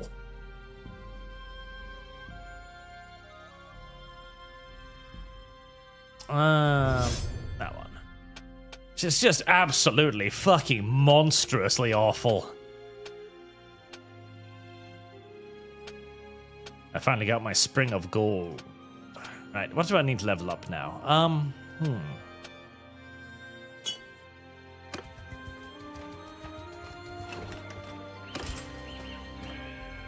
Right, Vlandian Light Cavalry? No. So, Vlandian recruits can be turned into Vlandian pikemen, which have a pike and precious little else. They've also got absolutely fucking terrible armor. Especially compared to the Volgears, which at least also have a thrown weapon.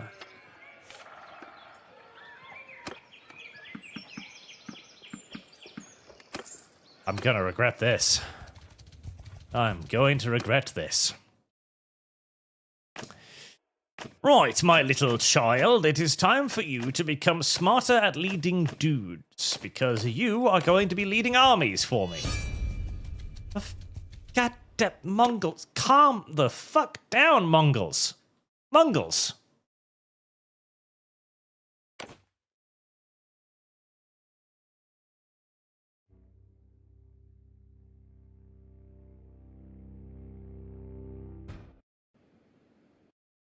Wait. I keep forgetting to save. Spam save. Spam save. I keep forgetting that. God damn it. Mongols, calm yourself. I'll accept your war. I'm more than happy to. I need an army first. I need an actual army. Then we can have our war. It's okay. Calm. Calm. Calm. The AI is basically hard-coded to want to be at war at every single time. Like, if you serve an AI kingdom, you'll basically notice that whenever you go to peace, there's a period of like a week at absolute max where you're actually at peace before you're at war again. And hey, to be fair, Bannerlords would be a kind of a boring game, I guess, if there wasn't continuous, endless warfare. I understand. I'm just saying that the local warlords are particularly hungry at all times. Ah, right. Civ is still of age.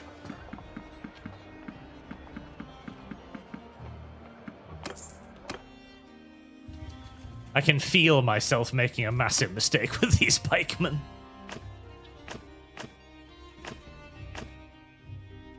Right. Steward leadership. Come on, child, grow faster. I'm going to need you to face the bows of the infidel Mongols.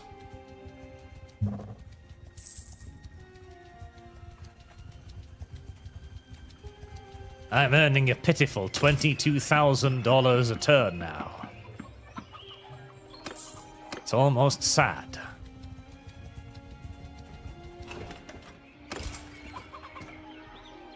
Yeah, just recruit everything. Thank you.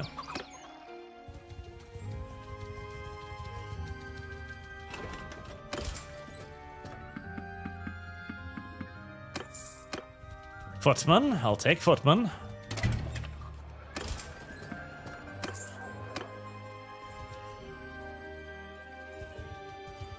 I'm gonna have one fuck of a cavalry force when all of this is done, and to be fair, that is pretty goddamn useful against the Kuzites, as whilst of course their horse archers are amazing, their actual cavalry...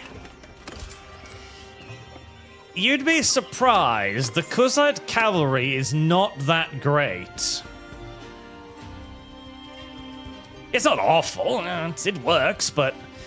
It's not that good, particularly compared to shit like the Vlandian Banner Knights, which are just absolutely amazing.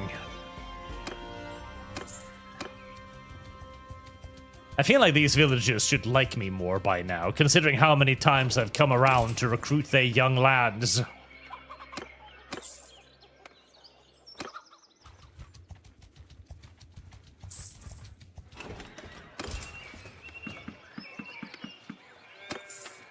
I should pretty much be on a first-name basis with all of them by now. Don't you remember me? I'm the guy who keeps taking your young men away to die in war. And in my defense, most of them do also sort of kind of live for an extended period of time.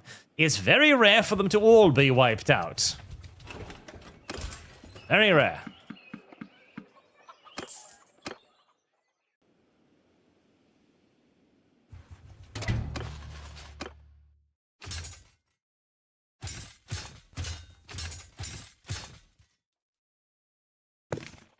I'm almost tempted to just build like an all-cavalry army of fucking Vlandian horse. But no. Spearmen. We're testing pikes, goddammit. We're testing pikes in our all-cavalry army.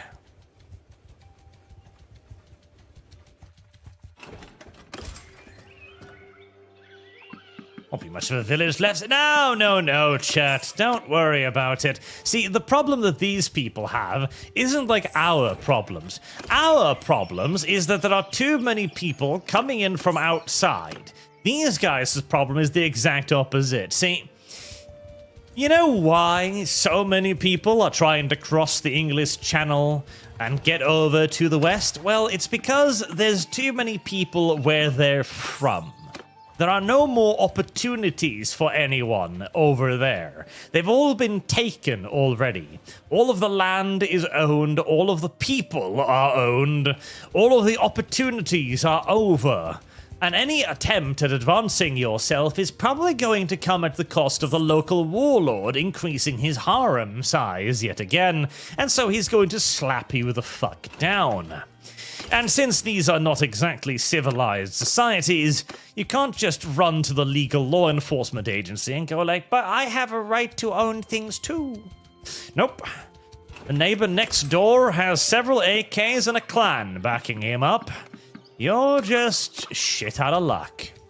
Meanwhile, if they find themselves a rubber dinghy and wander over next door to the prosperous neighboring countries, well, not only will we deliberately give them opportunities that in years past were in fact reserved for the people living in that nation, we will even protect them from the retributory wrath of an angry populace that is finally beginning to realize that all of their shit is being taken away. And frankly, at this point, you would need to be kind of silly to not start heading to Europe. And that is exactly what the young men of these villages are doing. They don't want to be the village chief's next slave girl. They want to go out into the world and earn a fat purse as a mercenary. And considering how much I pay them on a daily fucking basis, yeah. I can see the appeal. I mean, first and foremost, you get 85 coins just for signing up. This is a universe in which a ton of fish costs like 8 coins.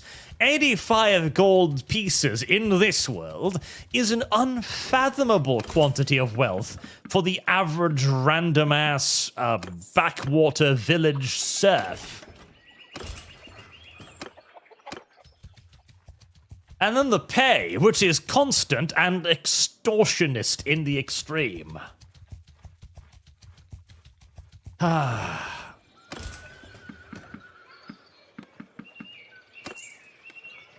John's been surprised for 7 months.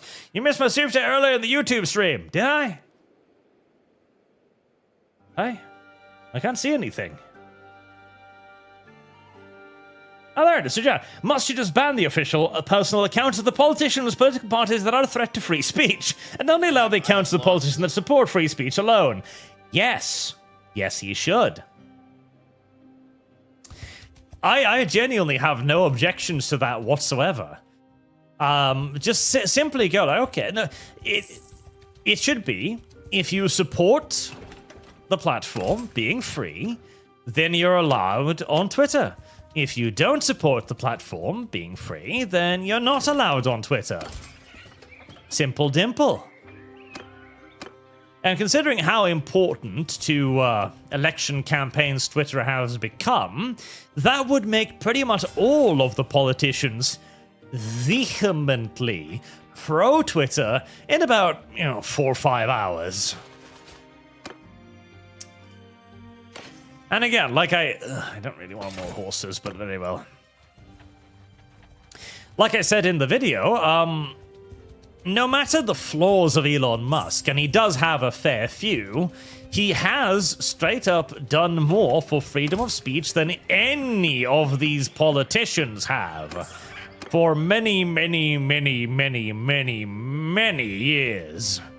And if my options are between Elon Musk doing well, or some backwater Austrian politician doing well, not really a particularly... Almost upgraded something useful there. Careful.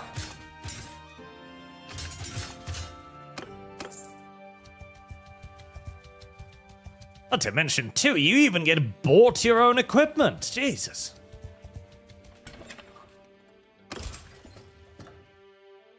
Yeah, no, the life of a soldier in this universe is actually pretty goddamn chill, everything considered.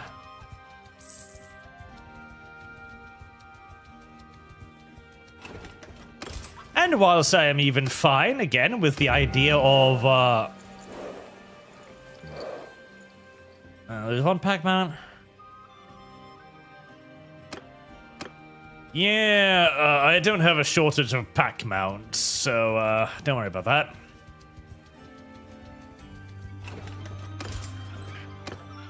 These aren't Finians. Finians! I am all for the idea of some sort of official governmental social media platform, okay? I'm not even opposed to the idea of this platform being seized either. Not in theory, at least. Because I do believe that the only way we can ever truly be certain of universal access to a social media platform is probably if it is protected by actual literal law and regulation. That is probably the only way. Is it ideal? No. Is it governmental overreach? God damn, you're right, it is. But the platforms themselves have shown very little interest in actually maintaining their users' rights. And by and large, I think we've all safely come to the conclusion by now that companies will, and continuously are, attempting to get away with the worst possible shit they imaginably can at every fucking turn. And the only things that seems to at least keep them momentarily hesitant to engage in the most vehemently anti-consumer practices possible is the threat of a $500 billion fine.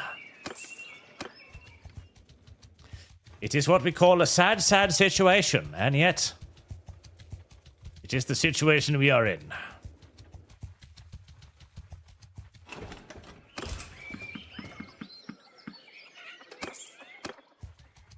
Also, I've kind of forgotten about the whole recruiting lords thing that I was thinking of.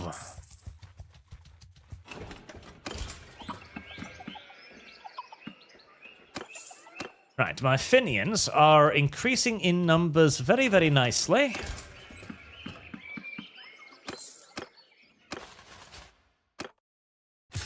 $92 archers now, excellent.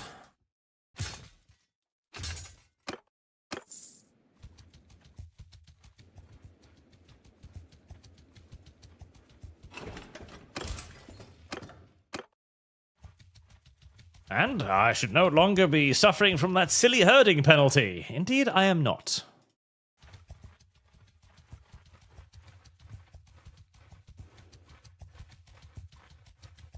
maybe some local Battanians would like to join my ever-growing empire. Surely they must know that their own clan is bound to die. Oh, well, there goes the Sturgian clans.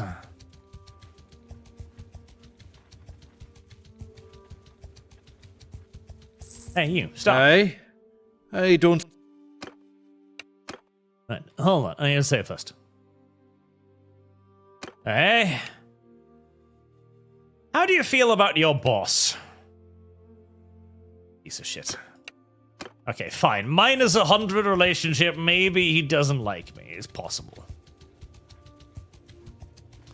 I am beginning to mildly regret that whole exterminating enemy lords things, because it turns out that you do lose relationship with all of the people they are friends with, which can, unfortunately, also include, you know, the lords of other factions.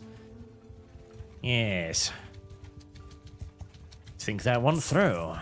I honestly didn't expect genocide to make me quite as unpopular as it did. I figured most people would just understand that they're Nords, they're weak and pathetic and need to die.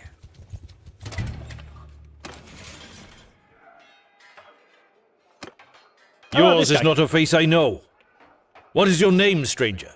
That is quite the interesting appearance.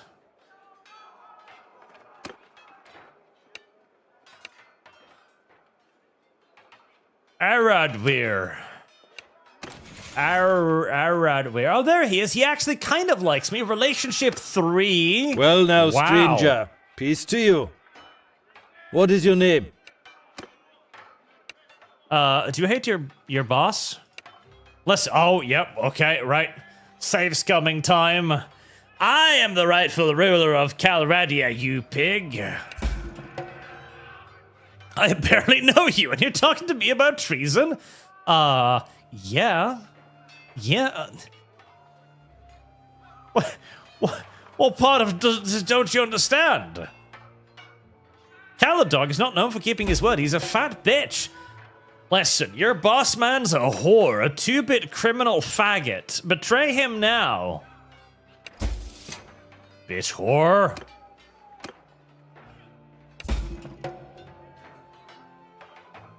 I see. You have convinced me. Right, now bribe me. Not a problem. Reaches back in their enormous bank account. Well, it's a very dangerous. You know, I could die from doing this. Oh, you've got to give me some incentive. Will the loose change I have bumbling about my back pocket suffice? Yes.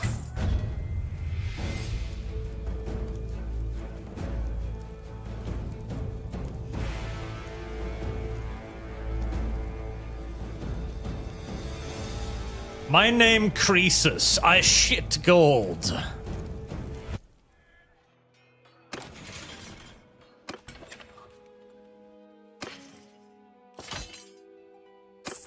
And with that, I just also instantly recuperated the cost of buying that entire clan, pretty much. Ah. I love capitalism. I really, really do love capitalism. Right, I need to give them a random-ass castle so they can start recruiting stuff. I'm thinking Finnbulgard Castle. Or maybe Ulixhorn. They might get murdered by the... Ulixhorn is not a bad idea, actually. Yes.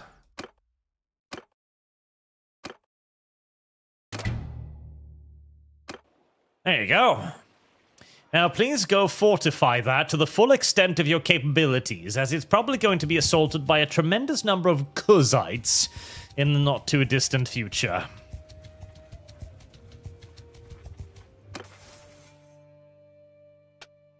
Oh, right, forgot about that. Just put one more point on steward, I guess. So the spice vendor, what have you got? Barter penalty for items? Sure, why not? The shipmaster thing is still leveling up at the speed of molasses. Vital the engineer, who has actually not really done anything engineering-wise.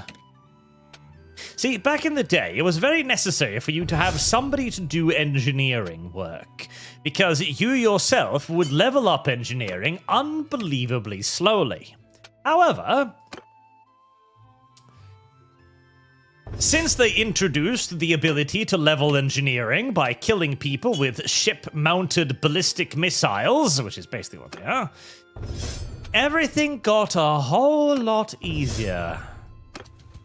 Oh, that's right, I have to fucking rebuild your armies too, don't I? Oh, sweet baby Jesus.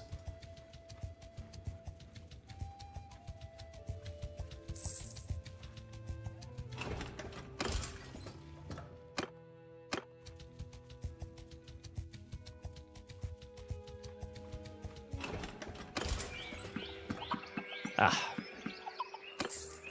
Perfect, some more Finians.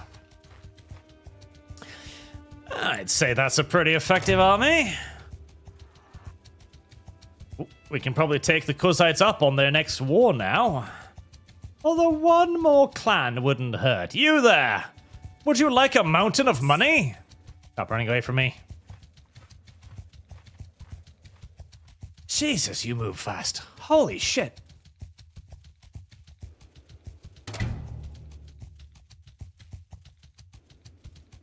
Okay, well, never mind. He doesn't want my money, apparently.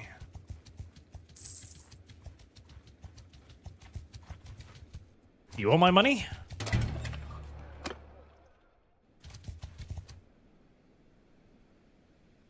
Oh, you're an army. A very tiny and weird and pathetic army, but an army nevertheless.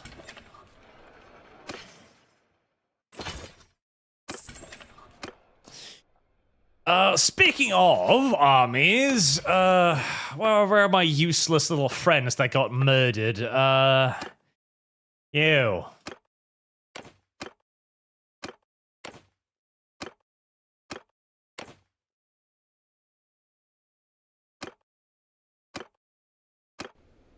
Too bad the children can't go to war yet.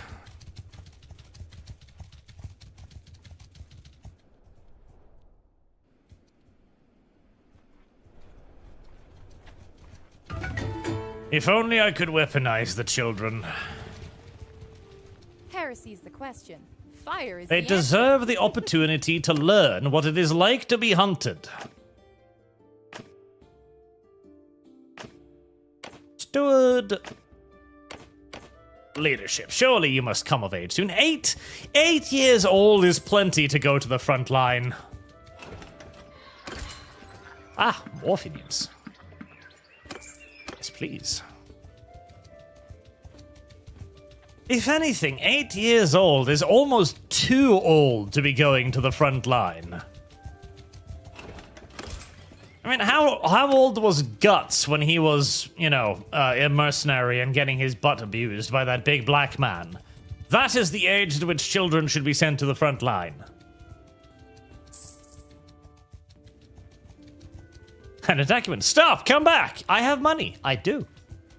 I feel like I should be able to bribe the enemy's army. It's just a woman who lives there. Nobody likes that. Right. Recruit all of those.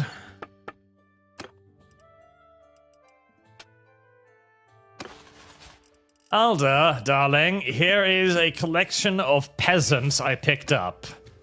Here. Now, go recruit some more dudes by yourself.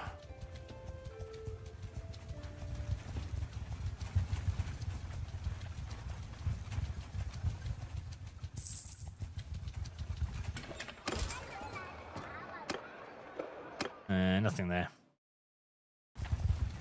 They are intelligent enough to go loot or recruit dudes by themselves. Right? I seem to remember being able to do that in the past, and I'm hoping that they'll do so now, because I really don't want to manually raise an army for each one of my half-assed fucking companions just to see them waste them all immediately in a pointless battle against a hugely numerically superior enemy.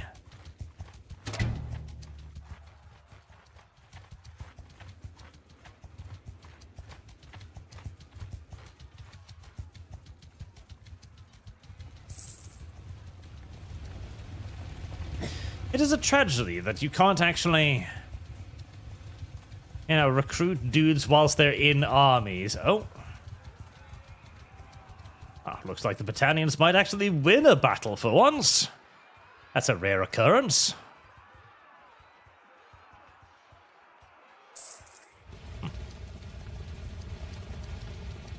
An army of 36 dudes.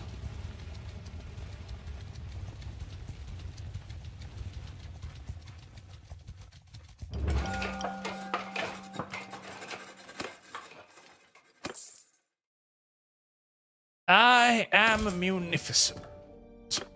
Right.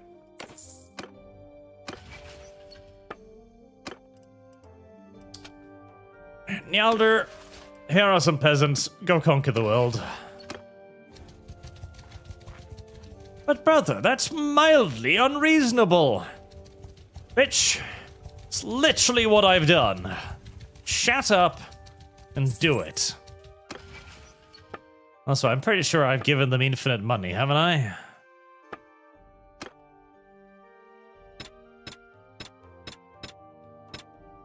Unlimited wages, yes. There you go. Go! Spend my money!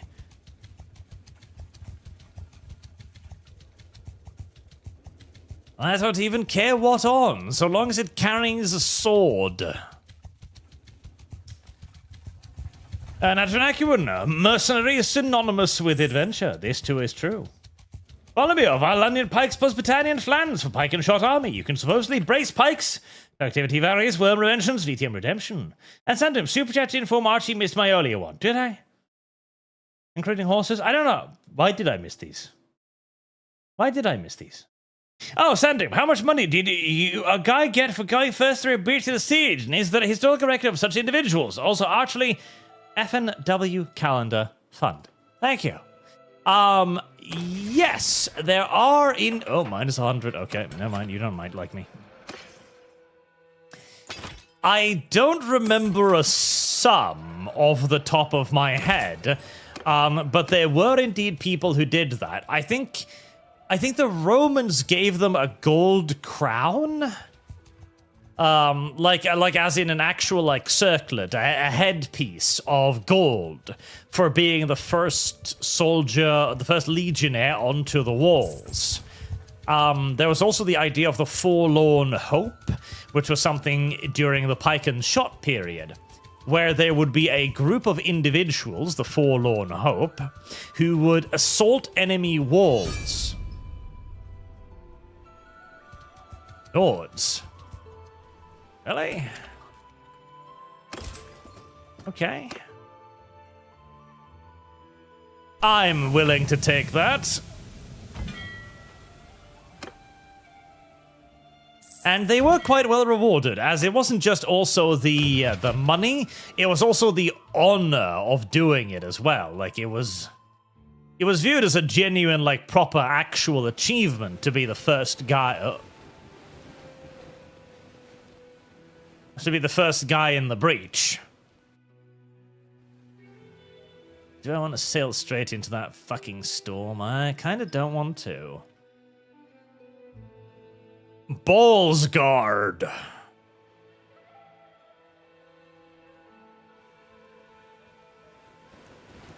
Fuck it. That's probably the fastest way anyways.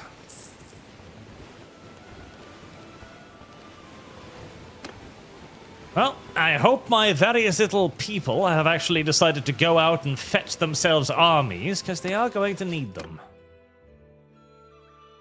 Why do I have battalion skirmishes?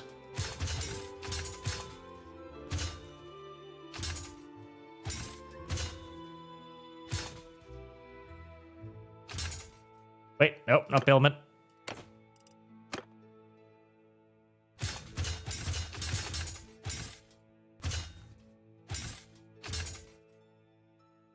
Oh, yeah. No, Billman, and then Pikeman.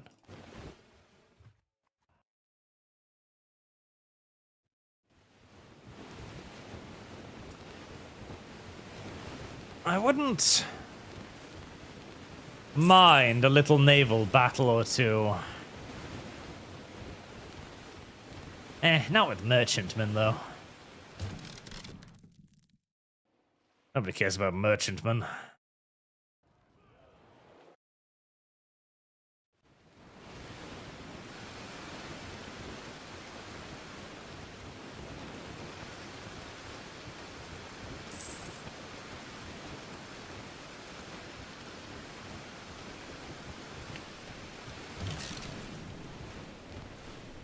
What's wrong? Fimalburgard Castle. Very well, I shall go and rescue Fimalburgard Castle from whoever is silly enough to sit outside of it.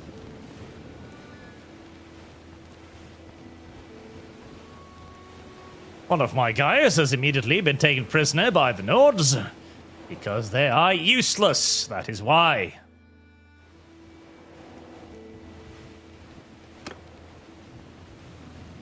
$792, eh? A decent test for my new army.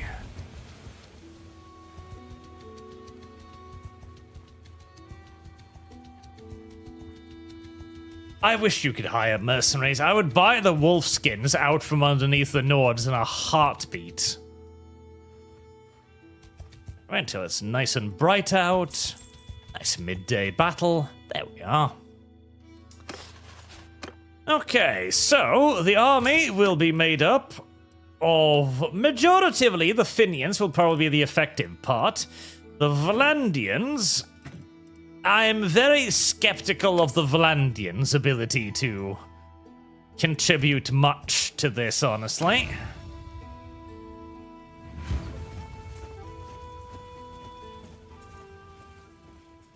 There, a forest. With a hot spring in the center. Interesting. That's a very pretty map. Don't know if it's a good map, but it's a very pretty map. Kind of a terrible map for cavalry, though, which is not amazing, seeing as my primary fucking attacking force is cavalry.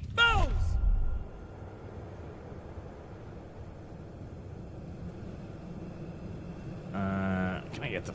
Move out! Hear me! Get moving! Been in zone in 2 lines. Horse! Onwards! A horse archer. Really?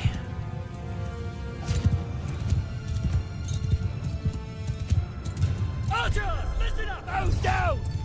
I told you, fire. I don't want you wasting ammunition on one little annoying dude on a horse, please.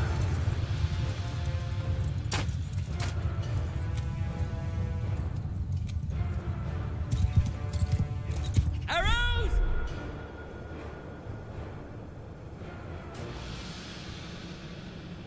I understand why it slows down when you're doing this, but sometimes it would be nice if it didn't. The lack of shields in the forward party in particular is, something I'm very, very, very worried about. Warriors! Move out! 470 melee guys. I'm probably going to need to disengage once or twice here. Archers! Knock arrows! You may fire at will. Hear me! Shoulder to shoulder! Actually, let me move these off to the side. Just focus on pounding them with arrows to begin with. Oh, there are those nasty little skirmishers that they keep deploying. Banner bearer. No, thank you. Warriors! Move!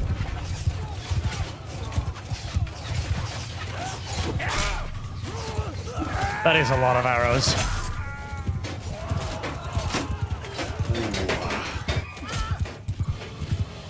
Oh yeah, we're definitely gonna be doing a bit of skirmishing here. I am not throwing my barely trained little Vlandian tards into a straight-on engagement with that many Norse. Most definitely not. Right, so moving up there might have been a silly thing to do, actually.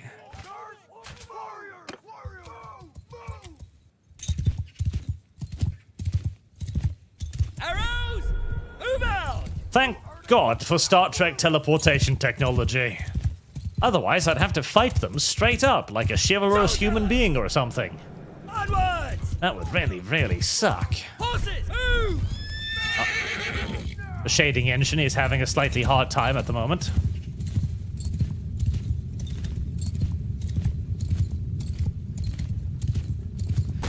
The fucking woods are guaranteedly going to eat like 98% of my projectiles too, which is non-ideal.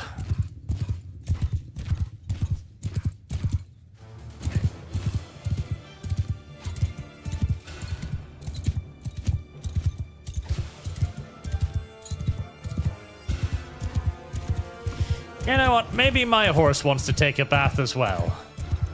Ah! Oh, that would have been so awesome if I'd fucking hit it.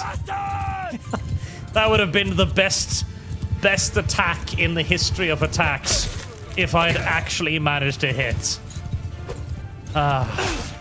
Tragically.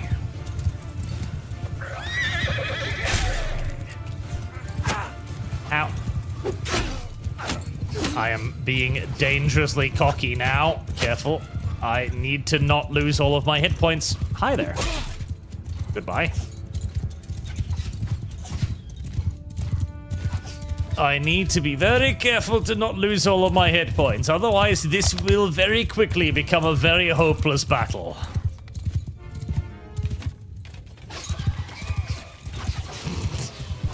Well, that was a bad idea, wasn't it?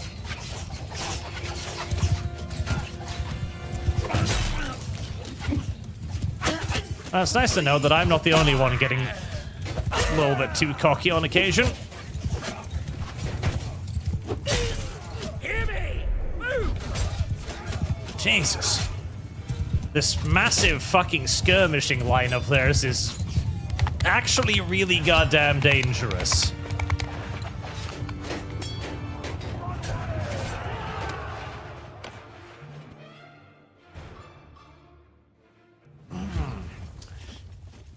This would be a lot easier on any other map.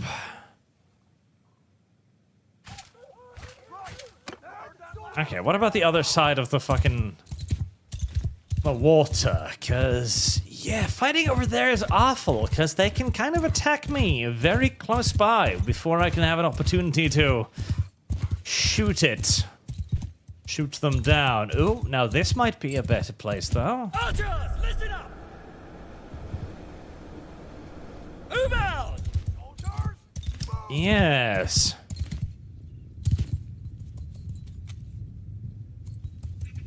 Soldier! Onward! Horseman! Forward! If they'd be so kind as to attack me over here, I'd be a lot happier. Maybe you could even wade slowly through the water. Oh, that would be ideal.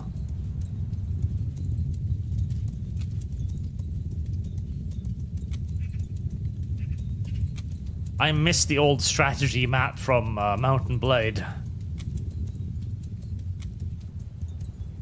where you could see where the enemy was. That was really useful.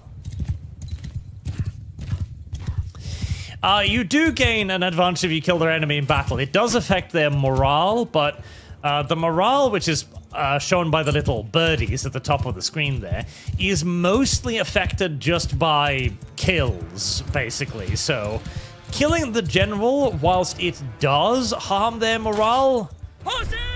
Move out! it's not like drastic, and that is probably done quite simply because the enemy general has a nasty habit of just kind of rushing out in the middle of nowhere and getting himself butchered every time. Move out!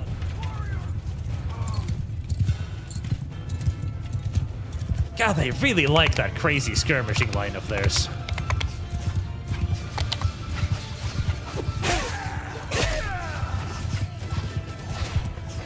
Now I can actually see them coming from a little bit of a distance. Ah, okay, careful there. Oh, Jesus. Yeah, no. Oh, hi. Right, cannot afford to be hit like that again.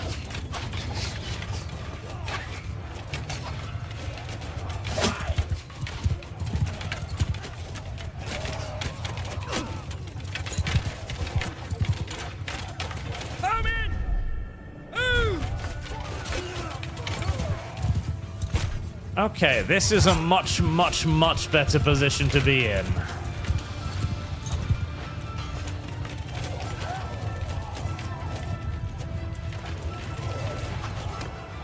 Much better position to be in.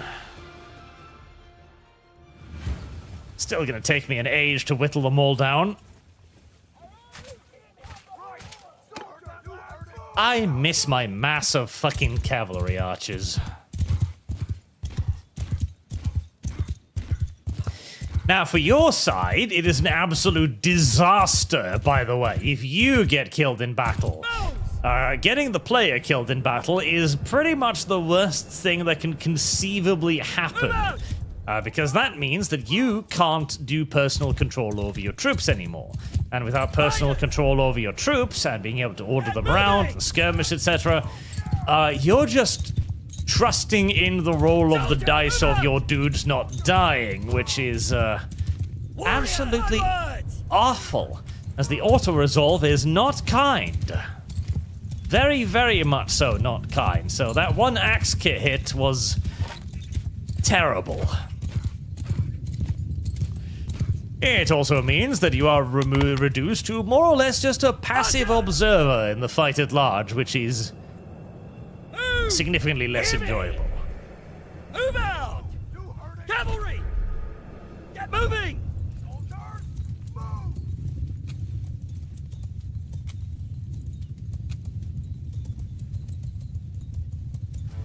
We've got about as much as a firing line as we can possibly conceivably ever get.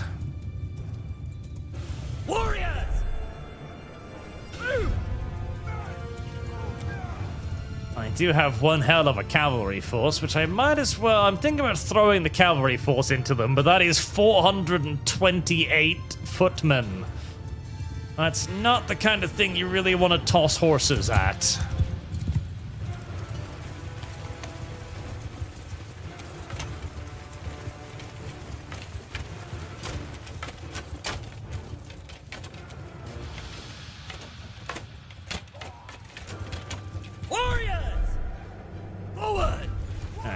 Threaten their flanks with the infantry. Hopefully they'll clump up a little bit.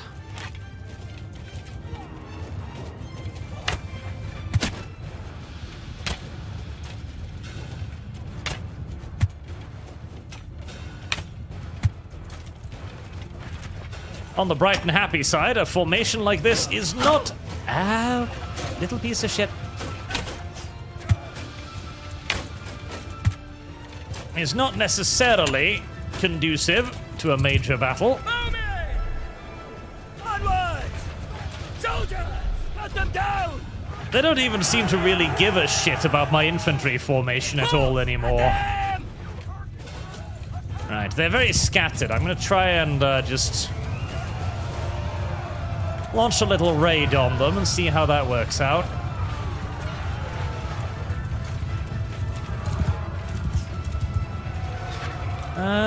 Good kills.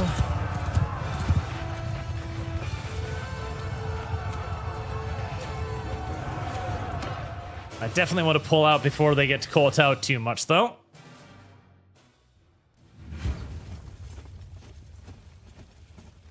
Okay, maybe... I have an idea. I have an idea with the cavalry.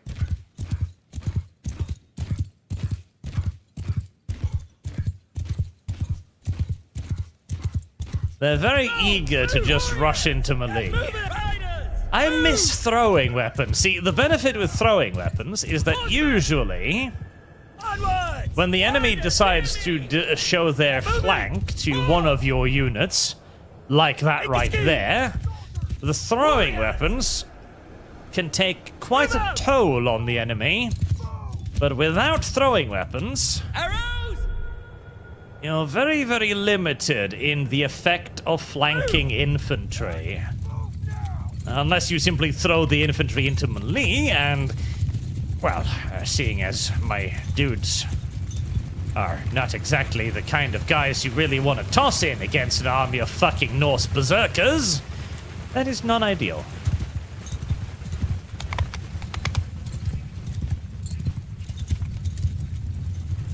A nice little cavalry flank. I don't want the infantry in the front, though, because these guys will get slaughtered by the Norse soldiers. Oh, hello.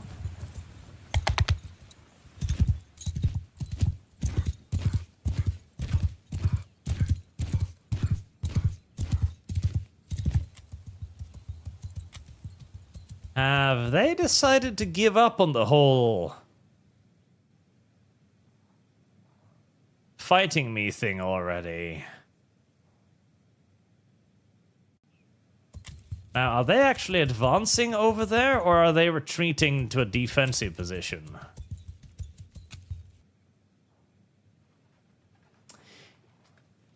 They're retreating, aren't they? Little fucking pussies.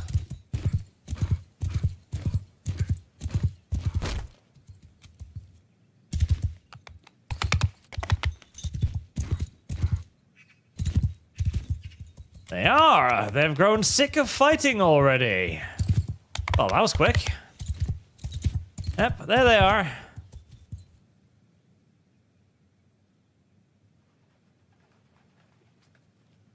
They don't like this warfare thing no more.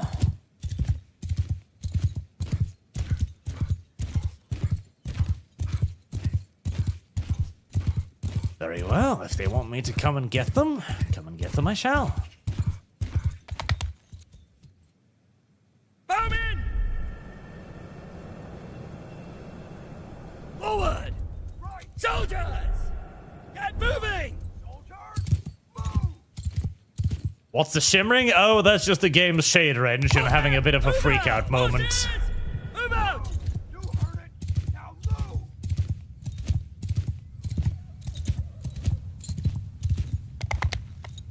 Now, I do wish that if the enemy AI decides to go full defense, that there'd be some kind of, like, I don't know, timer or something to go like that. You can't just accept a battle and then sit there. Then again, I can absolutely see the argument for why the player shouldn't be allowed to accept the battle and then teleport right out of it like he was fucking Starfleet either. So, you know, double-edged sword. Bowman!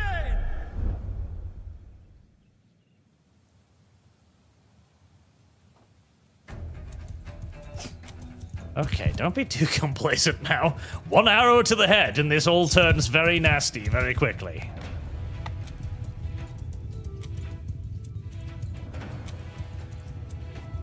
Archers! Forward! Warriors! Onwards! Cavalry! Is there even any room for my cavalry on this battlefield anymore?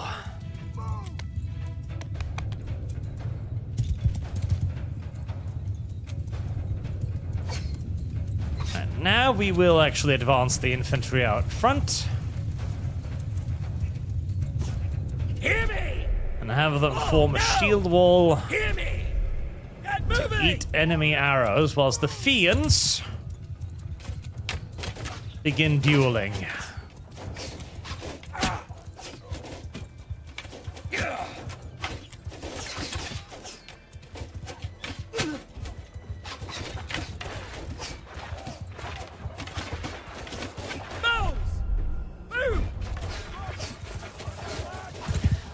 This should be the kind of range duel that the Fiends should excel in.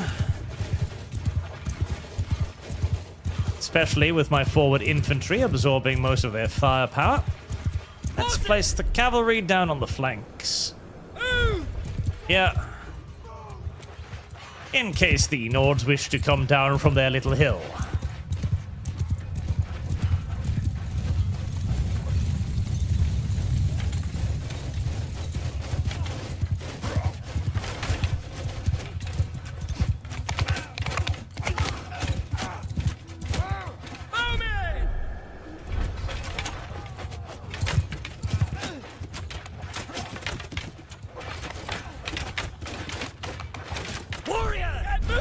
Push the shields forward a little bit more. Warriors! Get moving! Make them a nice and tempting target for the enemy archers.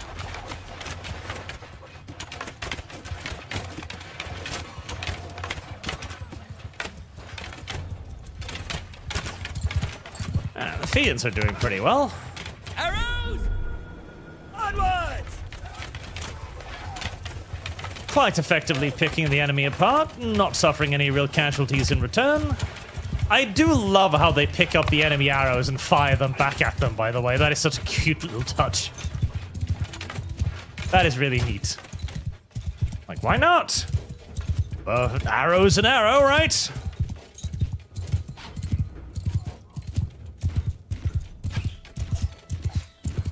Soldiers! Move out!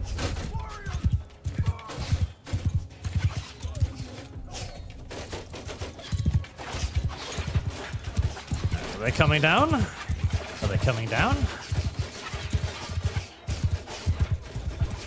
I'm tempted to try and get a few shots in myself, but one arrow to the face, and this is about to turn into a very bad day. Oh. Nice. That was a cold and calculated shot right there.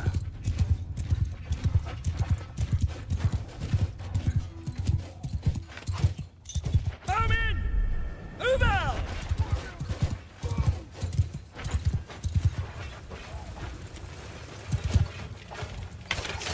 Empty your quivers to the fullest, boys.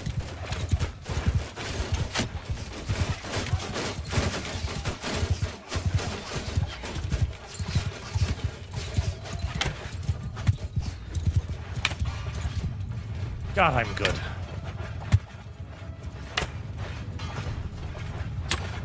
Who else could possibly succeed in nailing these perfect headshots in such a clump of enemy dudes? I am literally Legolas.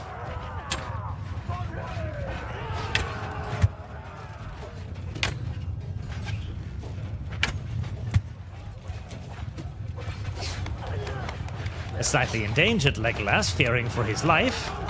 But a Legolas, nevertheless. Legolas was the one good thing, by the way, about... No, you know what? The Hobbit movies. So the Hobbit movies get a lot of stick for being terrible.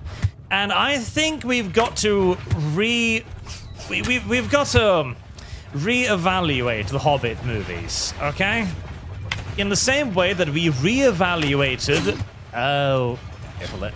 In the same way that we reevaluated the sequels, or the prequels, correctly, the Star Wars prequels, we need to reevaluate the Hobbit movies, okay? Because they're not that bad, all right? They really are not. They're actually pretty good. I rewatched them not that long ago, and honestly, they're very solid for what they are.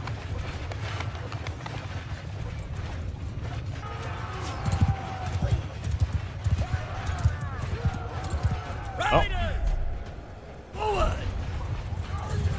As the enemy ran out of patience, I think they have. Hear me! Move!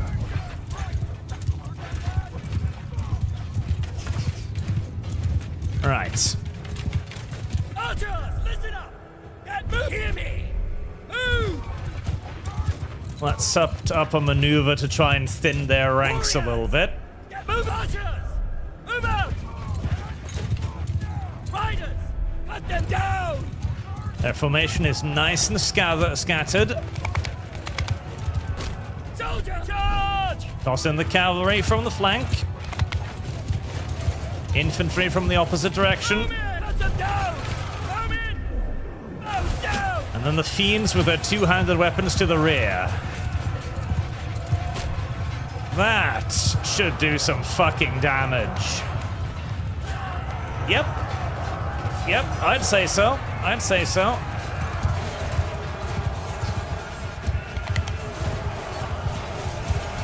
Okay. I think we're gonna finish this now. I don't want to risk doing more battles and possibly running out of hit points. This is going to be expensive. I'm going to lose more troops doing this than I really want.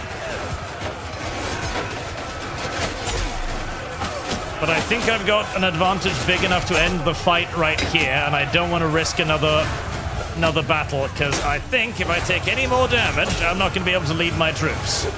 And that will go a hell of a lot worse than taking a slightly subpar engagement here.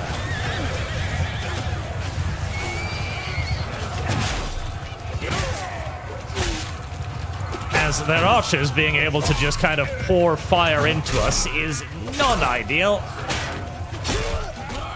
Non-ideal. Right, okay. I believe we've pretty much broken their infantry. Yes, we have. It was very, very expensive, though. Warriors! Attack now! Cut them down! Oh, 77 dead. Oh, yeah, that is a fucking awful fight. That is a absolutely terrible fight. Oh, there, I finally go down. But there should be more than enough for us to clean up. Ugh, 94 dead. That's fucking catastrophic, but it does crush their army. I give up! Enough! You win today, you dog! Enough! You win today! I guess I should try to start building some relationships back up with them. Except for the ones that already properly hate me. Yeah, no, King, you're definitely gonna be my little bitch buddy. I'm not letting you go.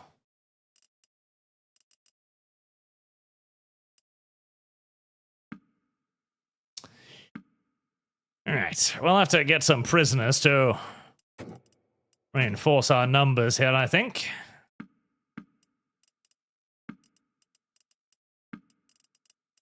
Mameluke Palace Guard. Really?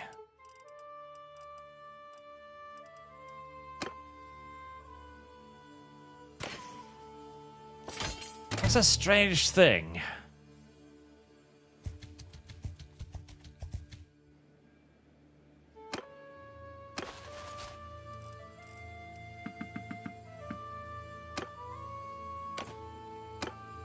Into the dungeons with you.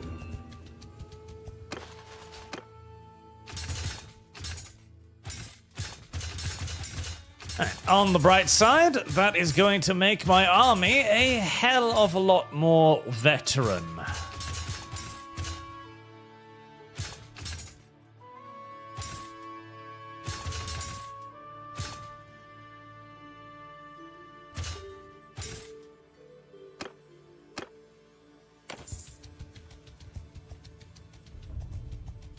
Ah, those were some awful casualties, though. Mostly archers and infantry. My cavalry managed to keep themselves fairly well alive.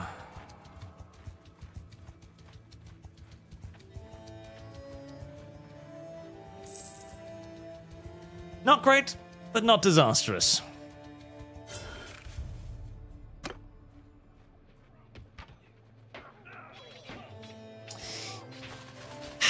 Tom Bombadil. Yes, I do agree. Tom should have been in the first, should have been in the Hobbit movies. He should have been. And the first Hobbit movie is probably the weakest out of all of them. I think, like, the battle of, what was it, the Three Armies or whatever? That one, I quite like. I think that movie was solid. It's basically just one, like, 3-hour-long battle scene, which I appreciate quite a bit. I think a lot of the characters were done fairly well. Like, I don't hate the female elf either. Like, she She does what she does. She's there. She exists. She fulfills a role of sorts. It's not offensive. I really like their addition of Legolas. I actually really liked Legolas's part. He was a great little throwback character. Like, hey, you remember this guy? Legolas. Like, he was around at that time. You know why he's the only elf who, like, seems to give a shit about dwarves? Well, there you go. Just attack them, you lazy little piece of shit. How do I have to... I can't do everything for you. You turned up.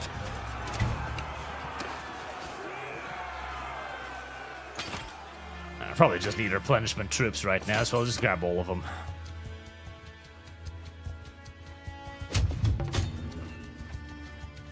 Becky.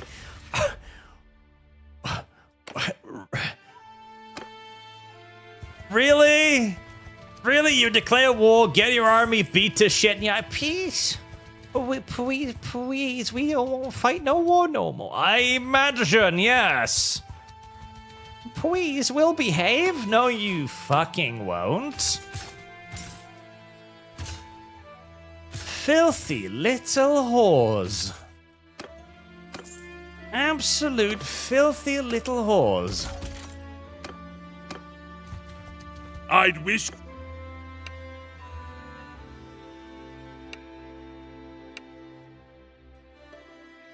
Really?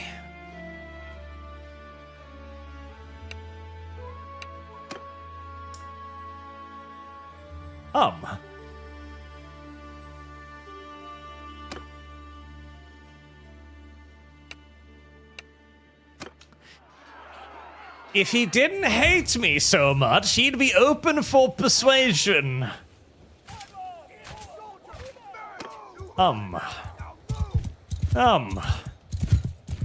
It looks like I've finally demoralized them to the point where they're like, okay, listen, we'll literally accept anything, just please stop beating on us.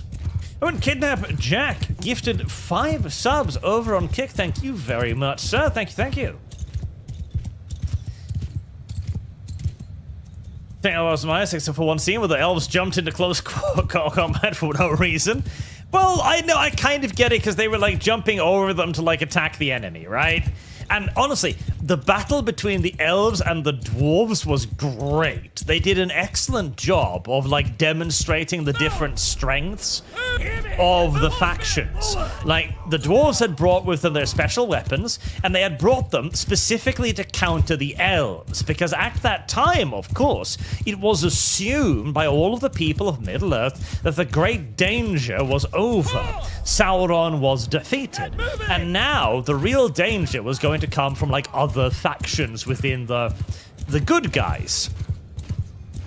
Honestly, it would be very, very interesting to do a bit of an exploration on, like, the interspecies politics of Lord of the Rings during the period where they believed that there wasn't a greater threat. Because, of course, during the greater threat, they're all on the same side, right?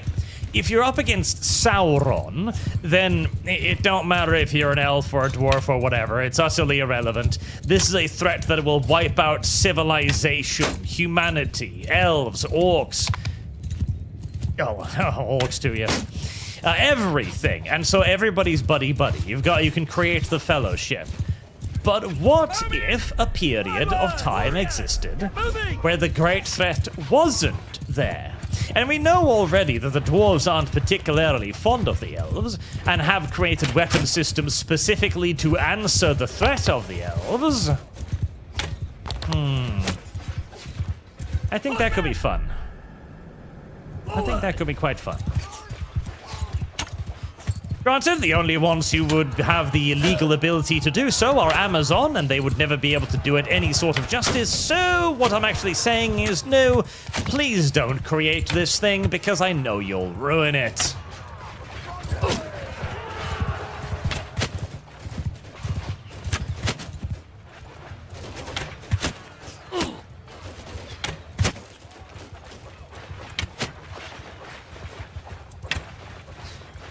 And this is why horse archery was such an incredibly gay tactic.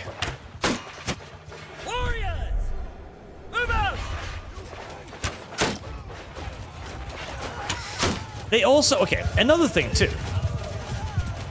We often assume certain things about things, right? With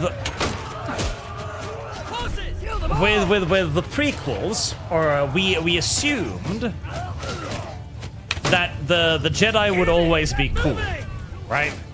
We made assumptions about how interesting certain factions would be, how heavy in this lore they would be, like how they would act and behave, and how interesting they would be. To us, it was the baseline assumption that the Jedi would be really, really cool.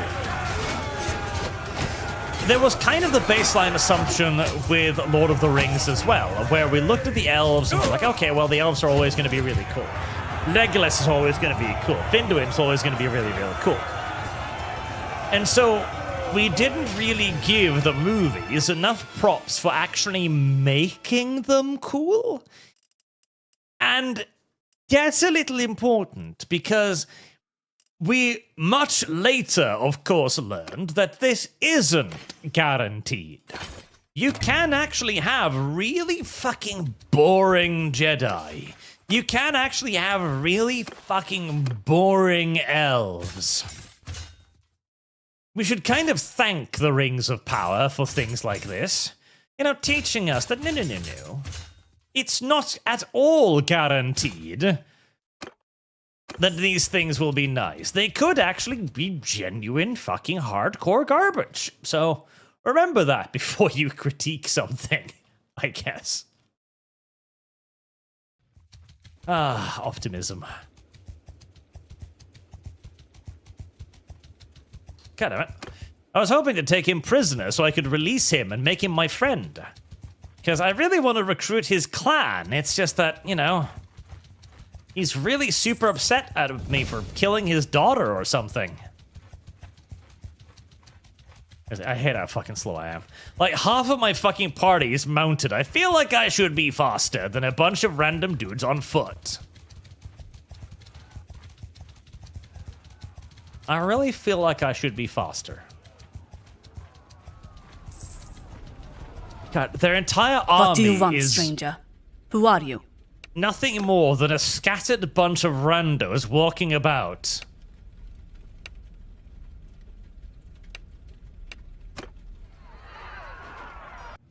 I am at war with a pauper state. Oh no.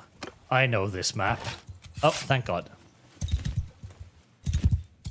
I am at war with a pauper state that can't even afford horses. And yet they were the ones who declared war on me. I'm not even the instigating party. I wish I was. Cavalry, forward! At least then I could mock them and laugh evilly at them like, aha! Behold the mighty death machine I have constructed to destroy your people. I feel like an American border agent using night vision goggles and M60 machine guns or 50 cals mounted in guard towers to deny the ingress of random Mexicans wearing blankets to protect themselves from the NWs. Yeah, you just feel bad at that point. You don't even want to do anything about it. You don't want to shoot at them. You don't want to apply the tools that you've been granted to deal with this scenario. You kind of just look down at them and go, why are you even doing this? There's no reason for you to be here. There's no reason for you to try this. This is silly. Well, actually, there is a reason for them to try this. It's because they know that the US government will just be like, oh, hi, illegal immigrants.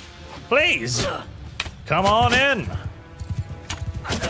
Would you like access to the welfare state? Free healthcare, maybe?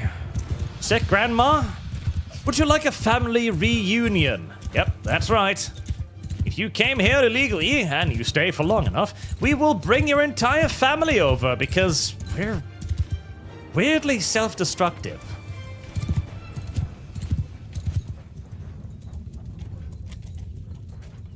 Bowman! Move out! Warrior! Move! Speaking of weirdly self-destructive, I heard a rumor on Twitter today too that apparently the terrorist attack in, was it Australia that happened the other day? Apparently immediately after that happened, some kid decided to dress up in gear covered in Nazi paraphernalia and wander around asking people what their ethnicity were before stabbing them. You know, I don't want to be that guy. I don't want to be the guy who's everything like, oh, everything's a conspiracy theory, but... Really? Really?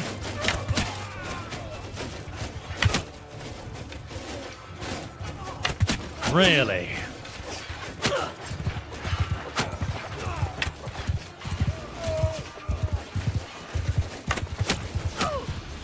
Just walking around.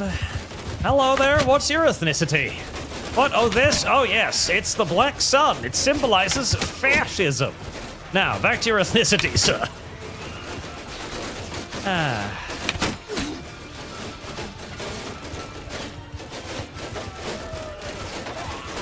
Riders, lead the I do horse enjoy the relay! sound of many, many arrows striking against wooden shields.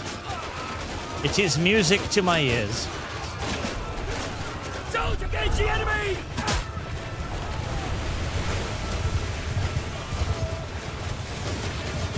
Hello, Mr. Bannerbearer. Farewell, Mr. Bannerbearer.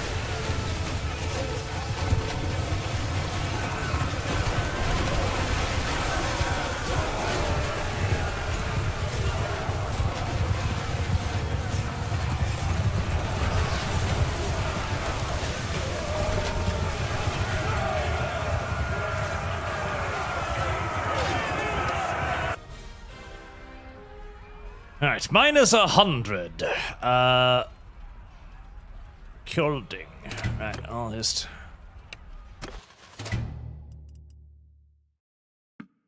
try to liberate some of them. Maybe they can be my friends.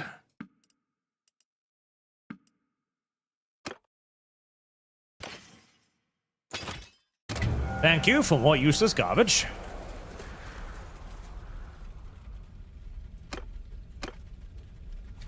Of course you can drink yourselves silly. What?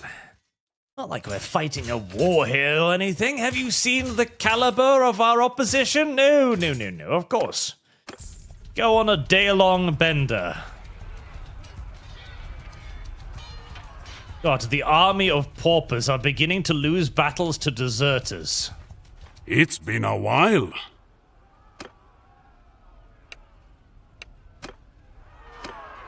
That...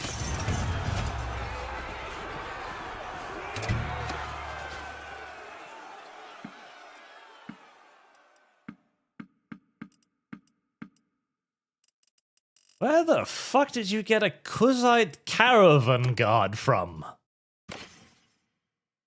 You know what? Just leave it behind. Just leave it. Genuinely, just leave it.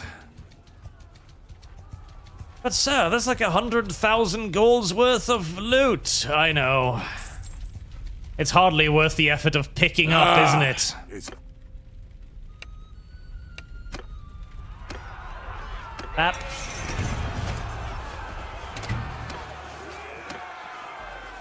Oh, right, free dudes. Yes. Thank you. Oh, I'll take the pony, though. Thank you.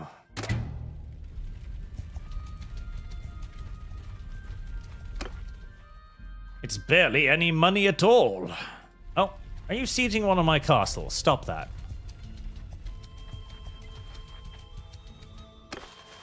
One day, chat, I dream of having subjects. capable of defending their own castles, of protecting their own land.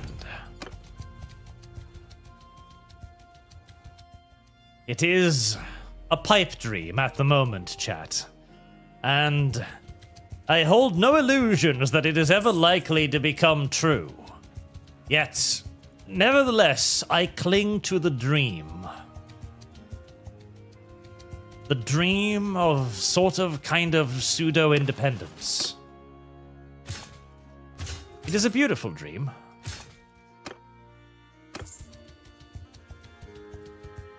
And 328 dudes in the garrison. That's actually not bad. Oh. I see the Wolfskins just decided to desert from the overall party. Nice, nice.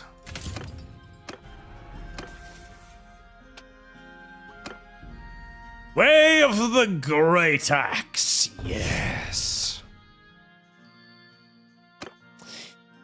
The siege engine, the procedure, dealing double damage to siege defending troops in siege bombardment. That one.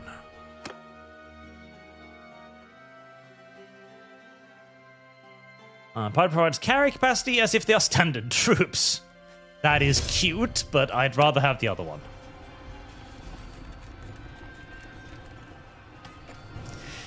Tetanus mod. Passively gain free honor guard and upgrade clan troops. The clan troop trees make up entirely new soldiers. I mean, that is nice, but I feel like it'd probably be, you know, too easy, honestly. I'll bring them down to about, 600 odd or so.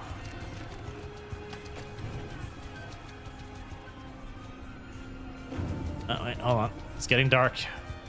Yeah, the castle hold out till tomorrow, I think. In fact, I think the castle might actually just straight win this.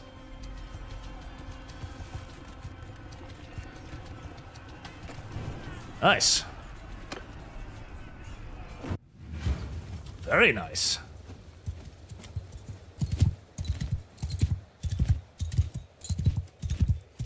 Very, very nice. Warriors!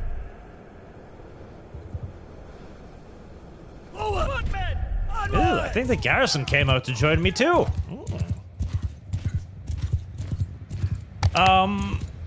It's a gigantic money sink. Well, anyway, because I feel like if I basically equipped an army to the extent of my main character, that would be utterly fucking retarded. Moving! Then again, with the new economy, I kind of feel like you need something like that. You need a better money sink with the current economy. Like, I'm sitting on, I don't know how many millions of gold at the moment, and it ain't going down. I mean, every battle like this, I earn another 100,000 gold just in fucking weapons and resources picked up. And earning passively 20, 30,000 gold in trade every day, too. Hear me! Infantry! At this point, money has sort of kind of become worthless. Get moving! Go on, my pretty little fiends. Teach them the valuable lessons about pointed shafts. Hear me! I have horse archers now. Ow. Somehow. Riders! Forward!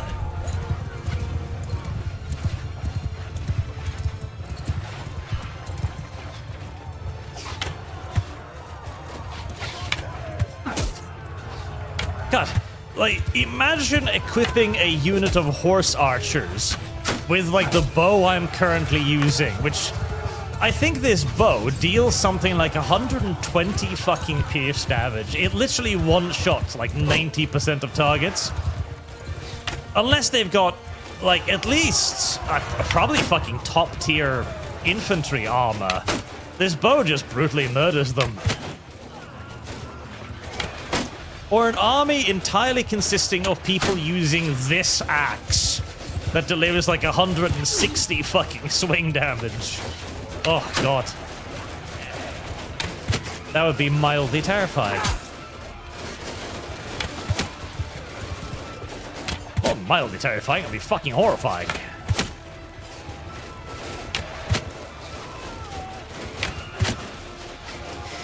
I just hope they upgrade the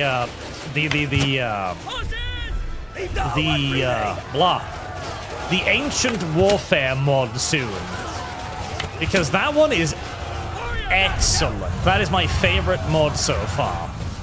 The one that allows you to play with like Romans and Macedonians and stuff. That one's great. Oh, that one's so cool. Love that mod. Because the biggest failing of Bannerlord, in my opinion, is that the factions are just not very interesting. Yeah, you've got knockoff Mongols, then you've got knockoff Englishmen, then you've got knockoff Celts.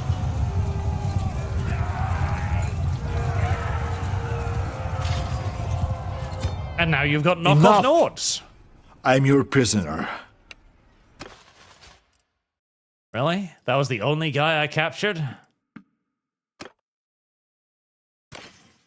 Out of all of that, I caught one guy.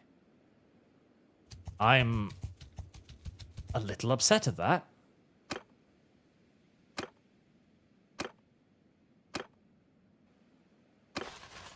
Would you like some prisoners? Here you go.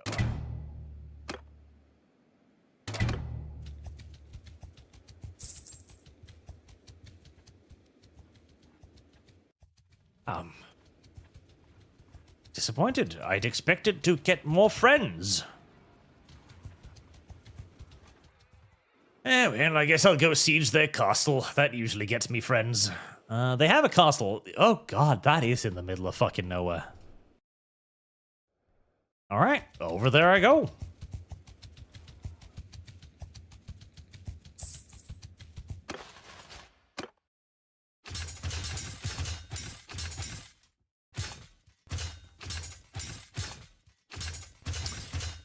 My fiends are gonna have very nice veterancy after this. Very nice veterancy. Right, I hope you guys can keep control of my castles whilst I go take this one down. Hopefully they'll be able to remain competent for a brief period of time.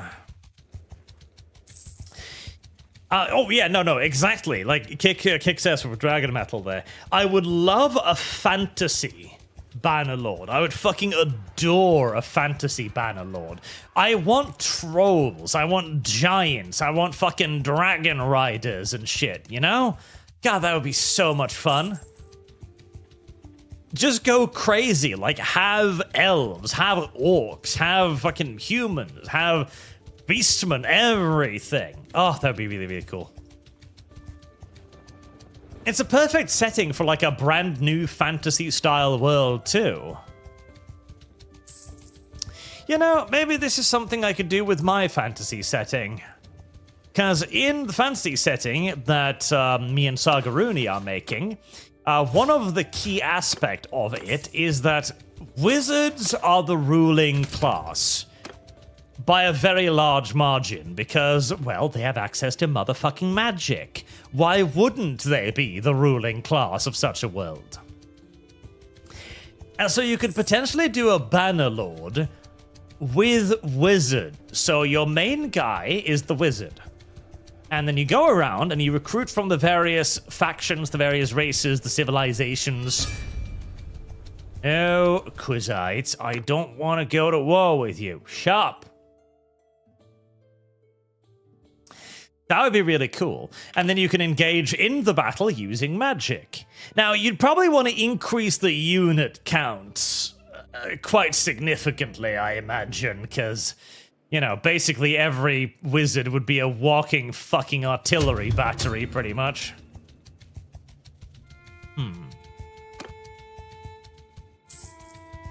Maybe something more along the lines of, like, there's one wizard per faction, and he's the king. and then you happen to be an independent wizard, as there are independent wizards. In fact, there are loads of independent wizards. The majority of wizards are largely independent from the main groups, as wizards tend to be rather solitary little creatures. Not necessarily fond of the hubbub of big cities or day-to-day life. To them, something like a city is... It's simply just a gathering of resources, right? It's something they can exploit. They are in a city because they've got access to, say, for example, adventurers that they can hire to help them out with rituals. You siege one of my fucking cats. Can they hold them off? I mean, I just slaughtered a huge army of theirs. I hope they can hold them off.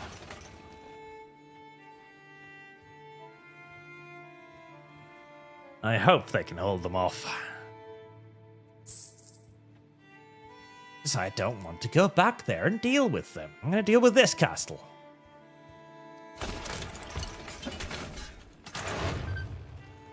They probably can't hold them off, can they?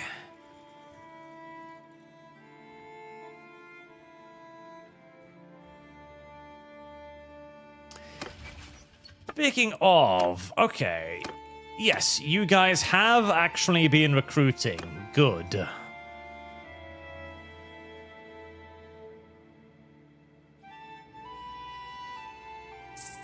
Hopefully, some of their armies will be able to go up there and help for once.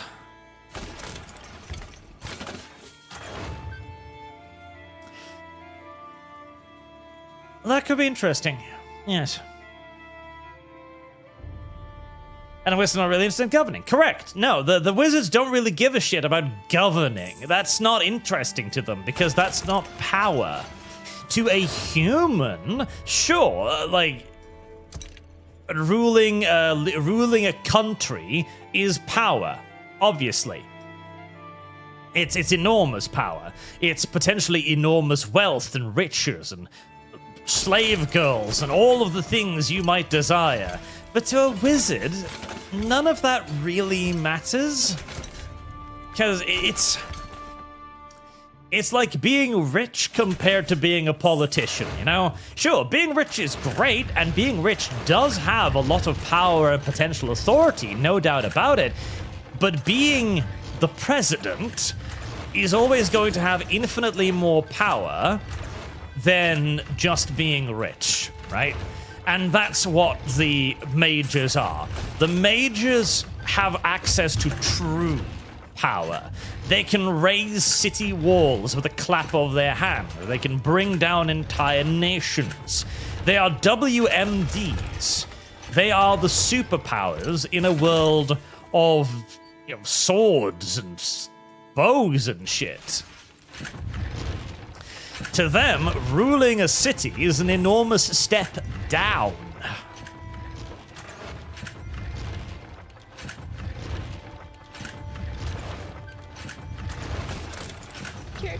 Pretty little holes in the walls.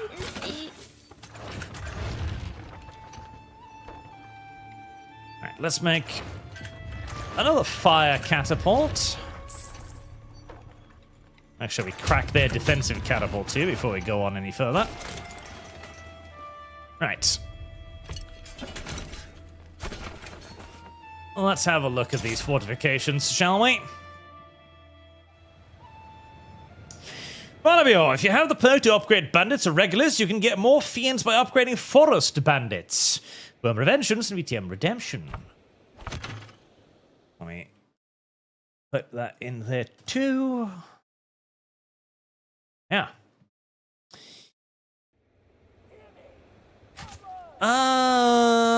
Ooh, yes, that looks like a... Well, unfortunately, I now have the army that doesn't possess enormous quantities of throwing weapons, so, if I had, that would be fucking brilliant, but I don't. I do not. Can I move where these things are... Yes, put the giant explodey cannonballs thingy over there, please. No.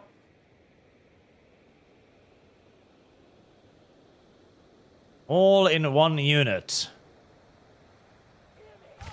Thank you. Easy to organize that way. –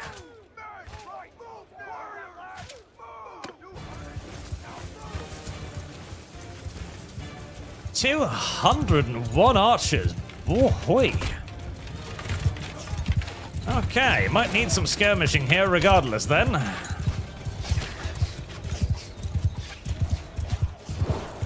Oh, nice. Hear me!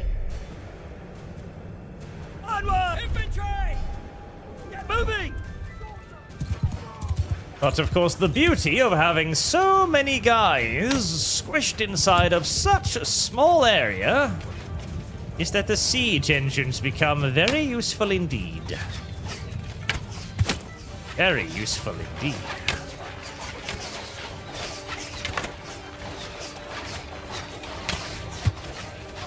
God, I suddenly really wish I had my army of fucking battalions, because lining up 100 guys with javelins right here would have become... It would have been very profitable very quickly. Very quickly.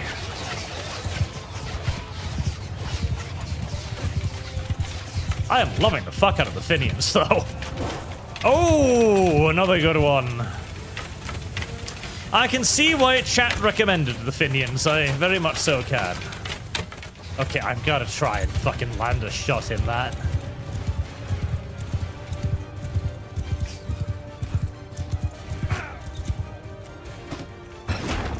Step aside, peasant.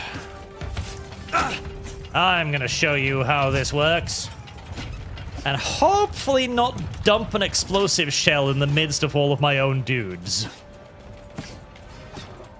Oh, no! I'm the... whore!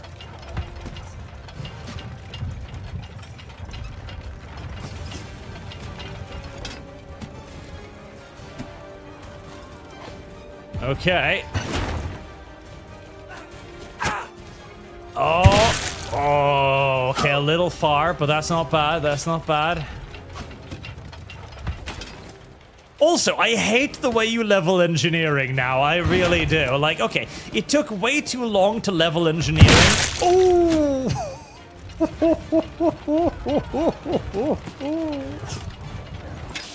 Yes. One more time, sir. Okay, a little long. It took way too long to level engineering before, when you only get engineering points by doing sieges, and you did like one siege every 700 years. That took way too long, I agree. But right now, because engineering is tied to damage done, like, you hit one siege shot and you level up like 500 times, which is also kind of stupid, you know? See what I mean? See what I mean?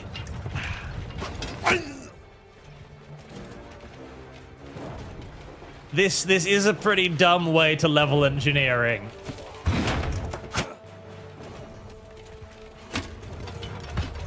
Damn it. Too much scatter.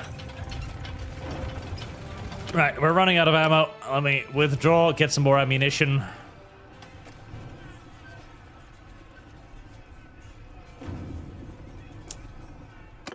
Let me build a second fucking flame catapult, actually. Or a third. Yes, yes.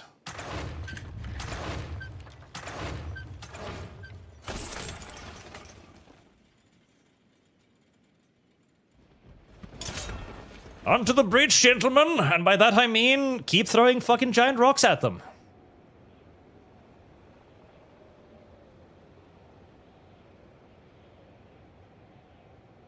Yes, yes, perfect.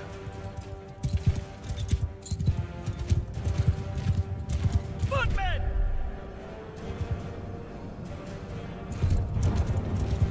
Soldiers! Move! And what? Oh, I feel like I was about to murder my own horse there. Move out! Right, line up the infantry in front of both breaches.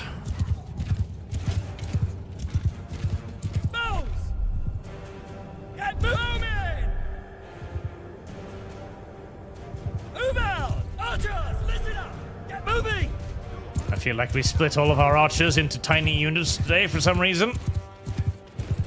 Arrows! Warriors! Footmen, hear me! Shields up! Infantry. Infantry! Form a wall! Shield walls.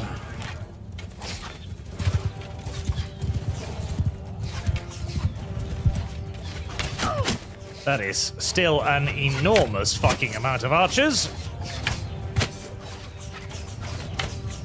Why aren't you dead already?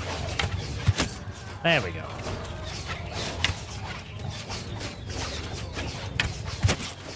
I sure hope my actual engineer NPC is the one on one of these siege weapons getting 50 kills a shot.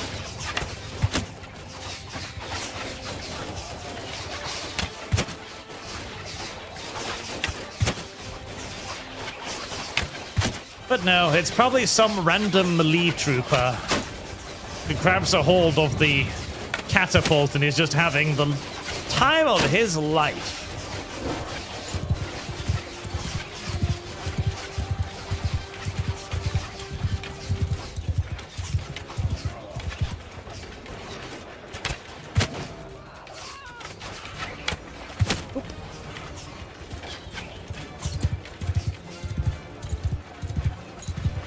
So, Chet mentioned I can beat up doors. Oh. I can. It's going to take for... Oh, Jesus. Yep, nope. Can't be bothered. Yep. Nope. Theoretically possible, but nope.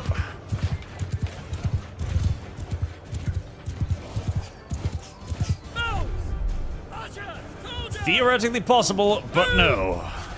Footmen, hear me! Get moving!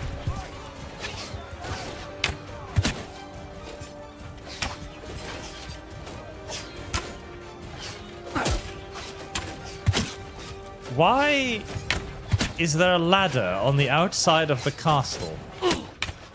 Who put the ladder there?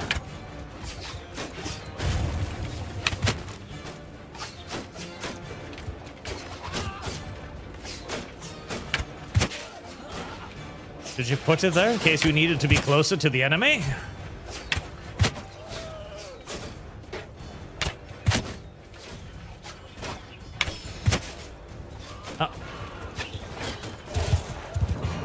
Out of ranged stabby bits.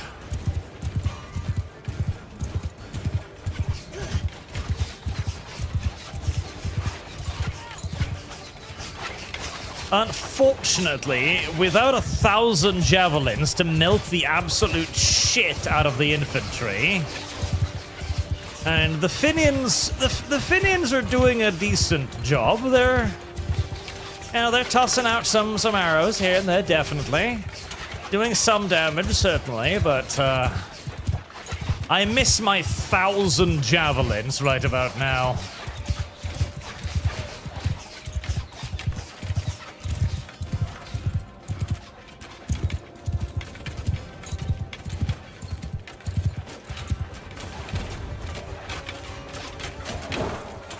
Oh. Well, something just hit something. I have a brilliant idea. It's called building a bigger bow.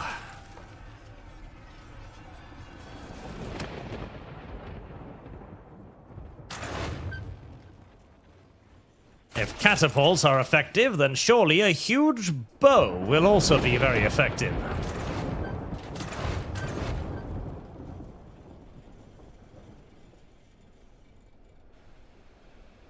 Track whatever that is, and... in we go again.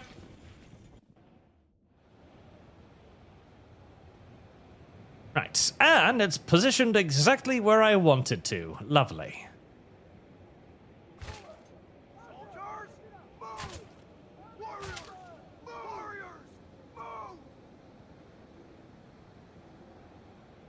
Okay, good enough.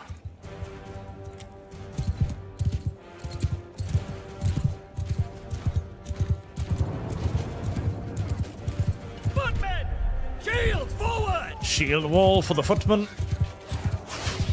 Infantry! Move out! Move in! On archers! Archers, line up. You know what to do by now. And I will have the large bow. You, peasant. Fuck off. Mine.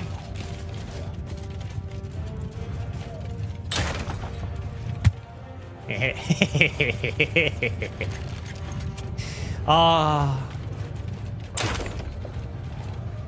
Damn it. Imagine being the guy hit by something like this. I mean, you're just standing there in the shield wall alongside the rest of your buddies. Enemy arrows are largely bouncing off your shield. You know, it's a terrifying experience, but at the same time, you're kind of safe, you know? You've got your shield to protect you. You've got your friend's shield next to you. And then suddenly, you look to your left, and there is your friend, Arnfinn.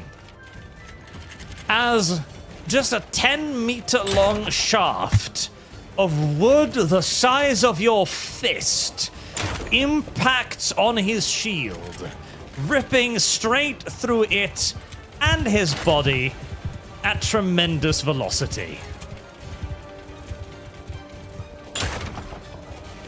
Must be a relatively, you know, disheartening sight. Demotivating.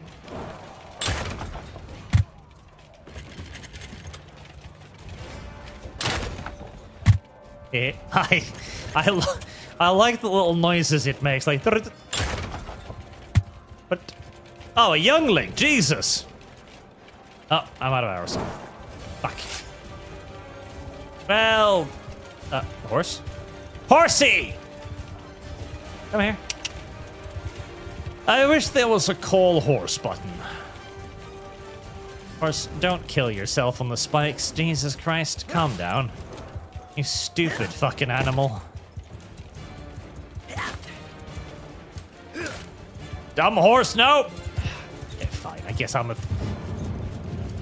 we're a foot soldier today. Very well.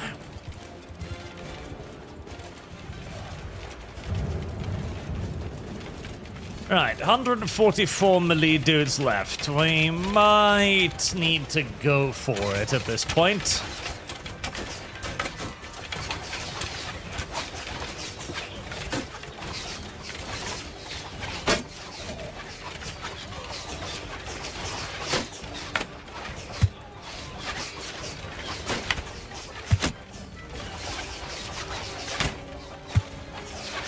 It was his first battle, and he was oh so brave and oh so bold. And then a solid oaken shaft made a mockery out of his bravery. Warriors! Move!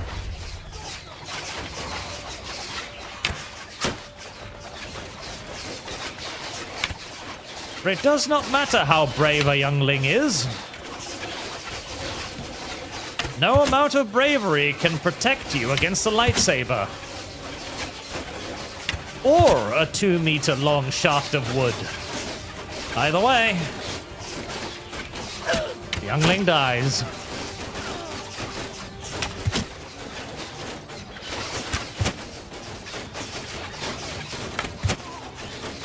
Do you think Yoda was upset when the younglings died? Do you think he felt like a special twang in the Force when Luke killed all of the children? Because Yoda did hang out a lot with the children. Oh, hey. Exposed legs.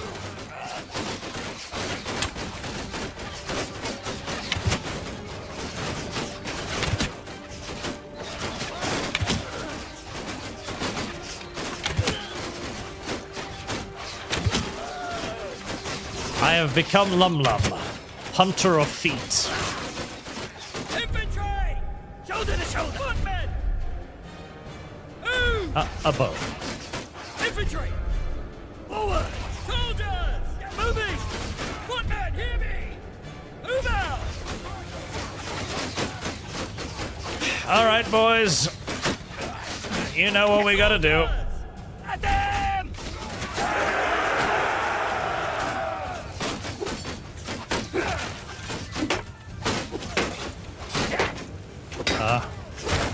Boys? Boys? Where are you going? Move out! Where are we?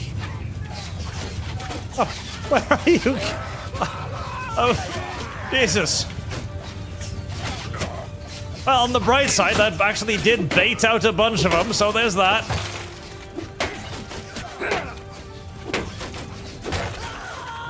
All of a sudden, Arch was alone against the entirety of the garrison of the fortress.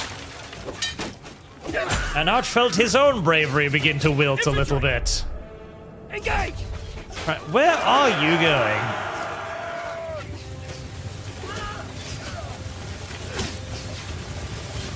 Where are you going?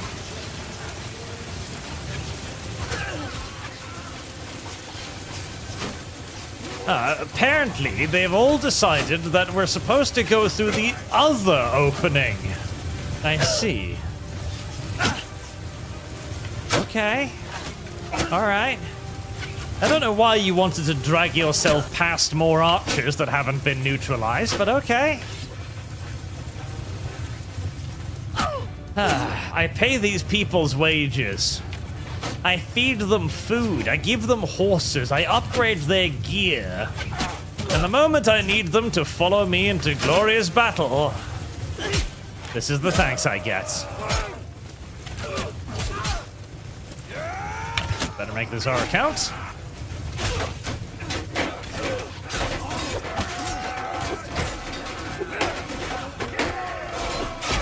On the bright side, they are right. There's less enemies over here.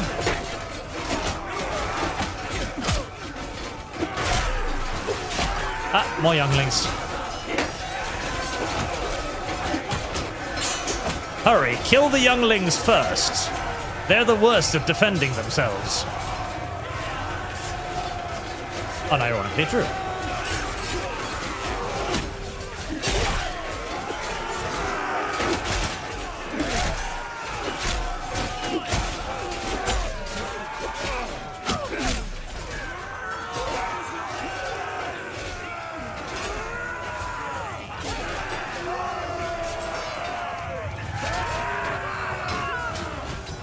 Only the weak and the silly condemn attacking women and children. Don't they know? Women and children are by far the weakest combatants out there. They should be prioritized, not avoided.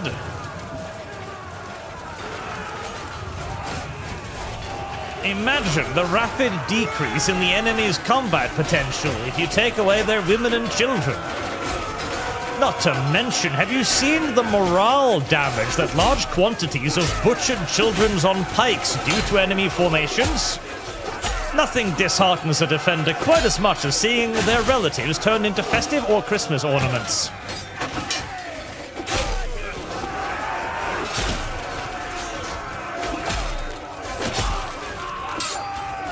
My axe is very large. My axe is very heavy. My axe hits multiple of you at a time.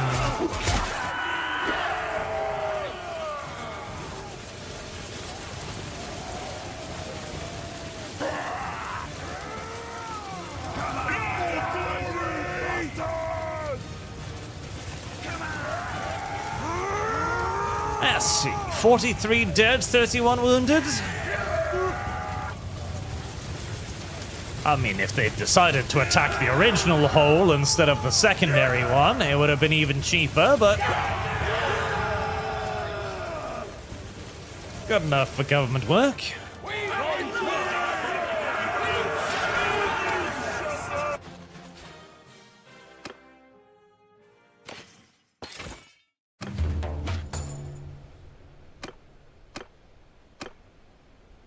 Right, did I manage to lose that other castle, perchance? Of fucking course I did.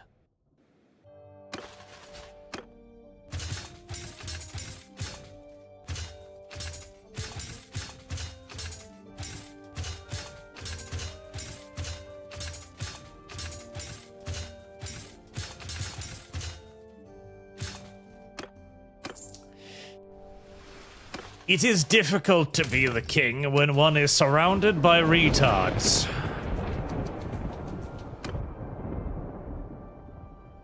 God damn it, children. Grow up faster.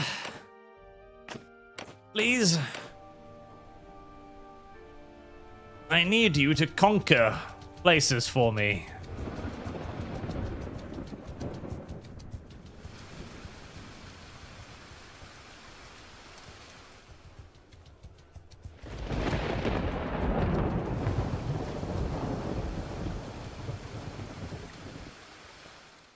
I have the sneaky feeling the moment I get up there to take it back, I'm going to lose that one.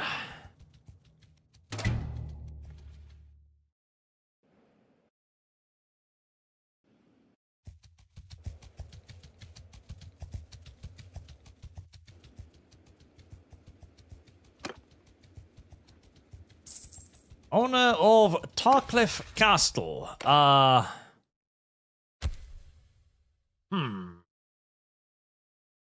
Fine. I'd rather not go over there to reinforce it all the time if possible. Then again, his argument for getting it, like, okay, why should you have this castle? Well, I managed to lose the previous castle you gave me, so I need a new one. Oh, okay then. Oh, I mean, if that isn't a fantastic argument, I don't know. Lord, I lost the previous castle. Please, can I have another? Sigh. How the fuck did they manage to gather armies this massive? I swear to God.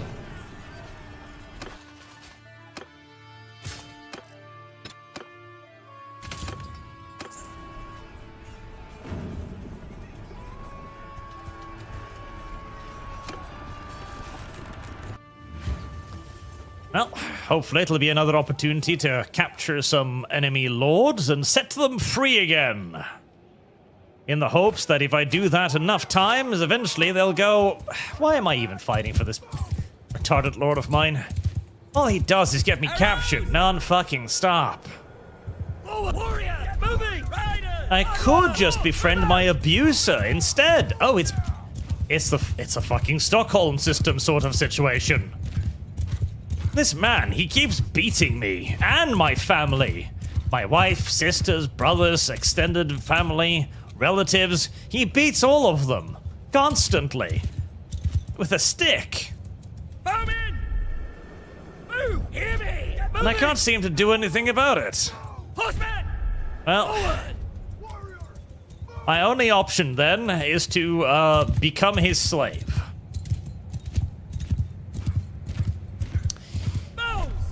It is a bold and progressive solution to an otherwise complicated problem. Hello, Mr. Horse Archer. Let's see whose horse is fastest. Oh, never mind. Ah, your horse died. That's very unfortunate for you. Don't you even fucking think about it, you little piece of shit. Ah, a shield. How novel.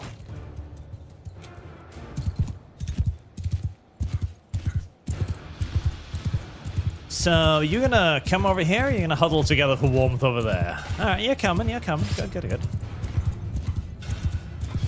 Yeah. Oh, okay, careful there. I'm in. Shoot arrows. Alright, fiends, you may do what you do best. Cavalry.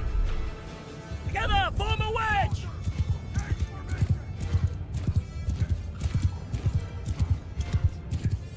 Commence the bubbly butt fuckery. Horses. Move. Yes, come play.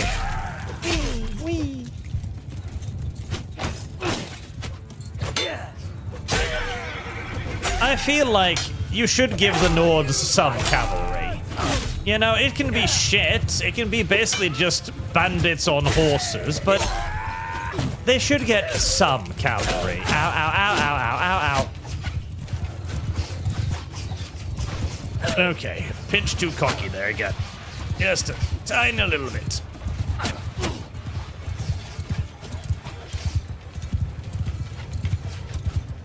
Horsemen! Kill them all! Just a tiny little bit. Happens.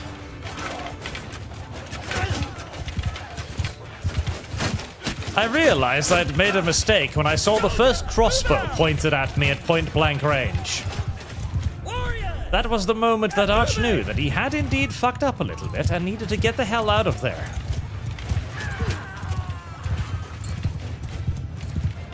Quickly, if at all possible. Warriors! Onwards!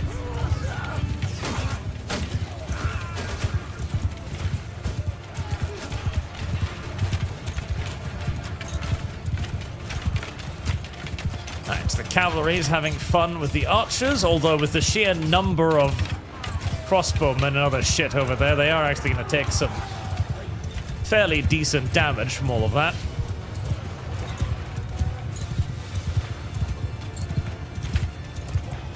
Arrows!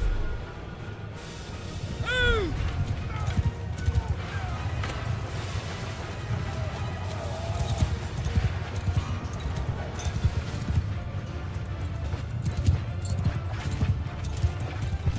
Right, so they've taken a good amount of casualties.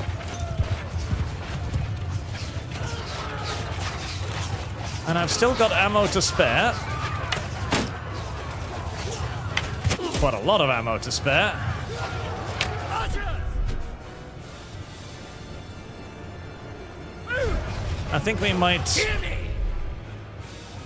Duck, no! do a good old-fashioned total war tactic here.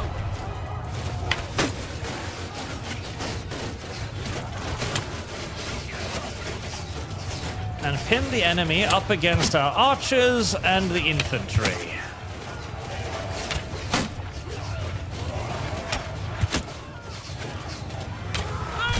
Thus causing maximum pain. Move out! It's not really a position that my poor little Vlandian footmen necessarily want to be in,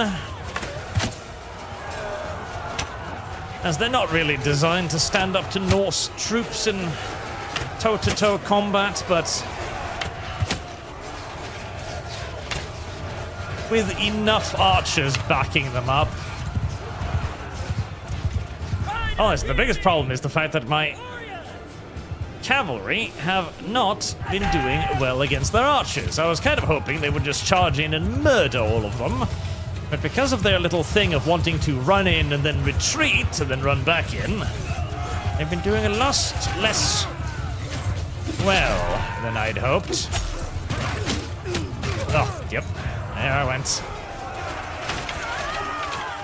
Now, there should still be plenty of us to deal with the rest of this.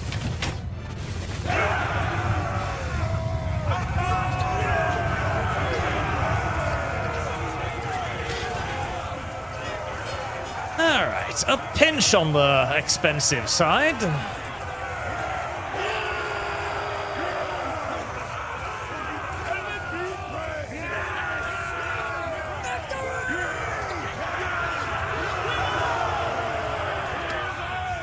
I give up. 55. Oh, you're almost starting to like me. Not you, though.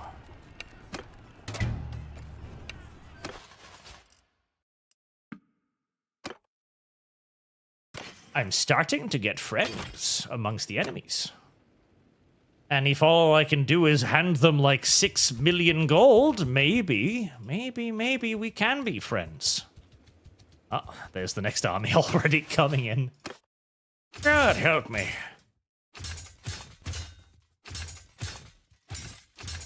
The AI's ability to replenish troops is truly something to fucking behold. Particularly opposite your own dude's inability to gather anything. Oh, I see one of my guys have already died too.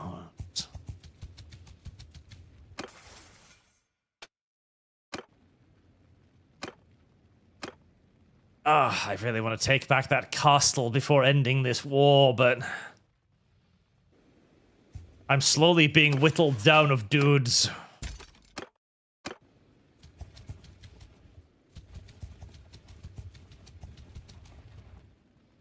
Oh, thank God. Behold, my ally is arriving with 59 guys of his very own. Thank God. Alright, want to siege me? Oh. Running from Archer's party. Really? You're gonna fucking take the long road around me, are you? With 400 men, you're gonna avoid me. Come back here, you pussy.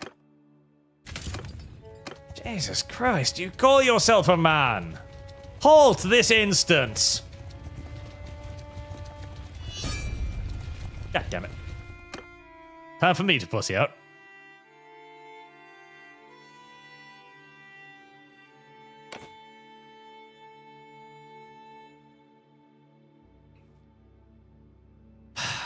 Shut up, you little fucking Mongolians. Oh. I didn't fucking save, did I? I need to remember to save the video game more often. God help me. Right. I think we'll wrap it there. I do want to do another big war against the Kuzites once I've actually have some fucking lords under my command. Hopefully the repeated beatings being given to the Nords will cause some of their own leaders to eventually just give up and surrender. That would be nice. That would be very nice. Because I need more dudes. I need a lot more dudes. Because the only dudes I have is this guy who has an army. Actually, my clan. So you have yourself and 3 women. You actually have dudes. Are any of you leading armies? I wish you were leading armies.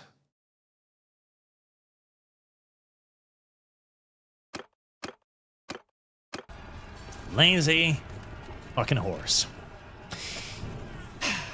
Until next time and tomorrow, where we are going to do our little Avatar review, as I'm going to see Avatar tomorrow. And then I'll come back once I've seen it, and we'll talk about it, as I am intrigued myself. I've seen that the reviews have come in, and they're 70% positive, and, well, if it's something that the professional reviewers find at least a little mildly distasteful in there, then that is a very good indication that there might be something in there that I might actually like quite a lot. If there's something that the reviewers don't like, it's probably for me. So I have at least a little bit of hope. Though the run time makes me nervous. I think it's 3 hours long. Plus. 3 hours plus, which is... Ugh. Seriously.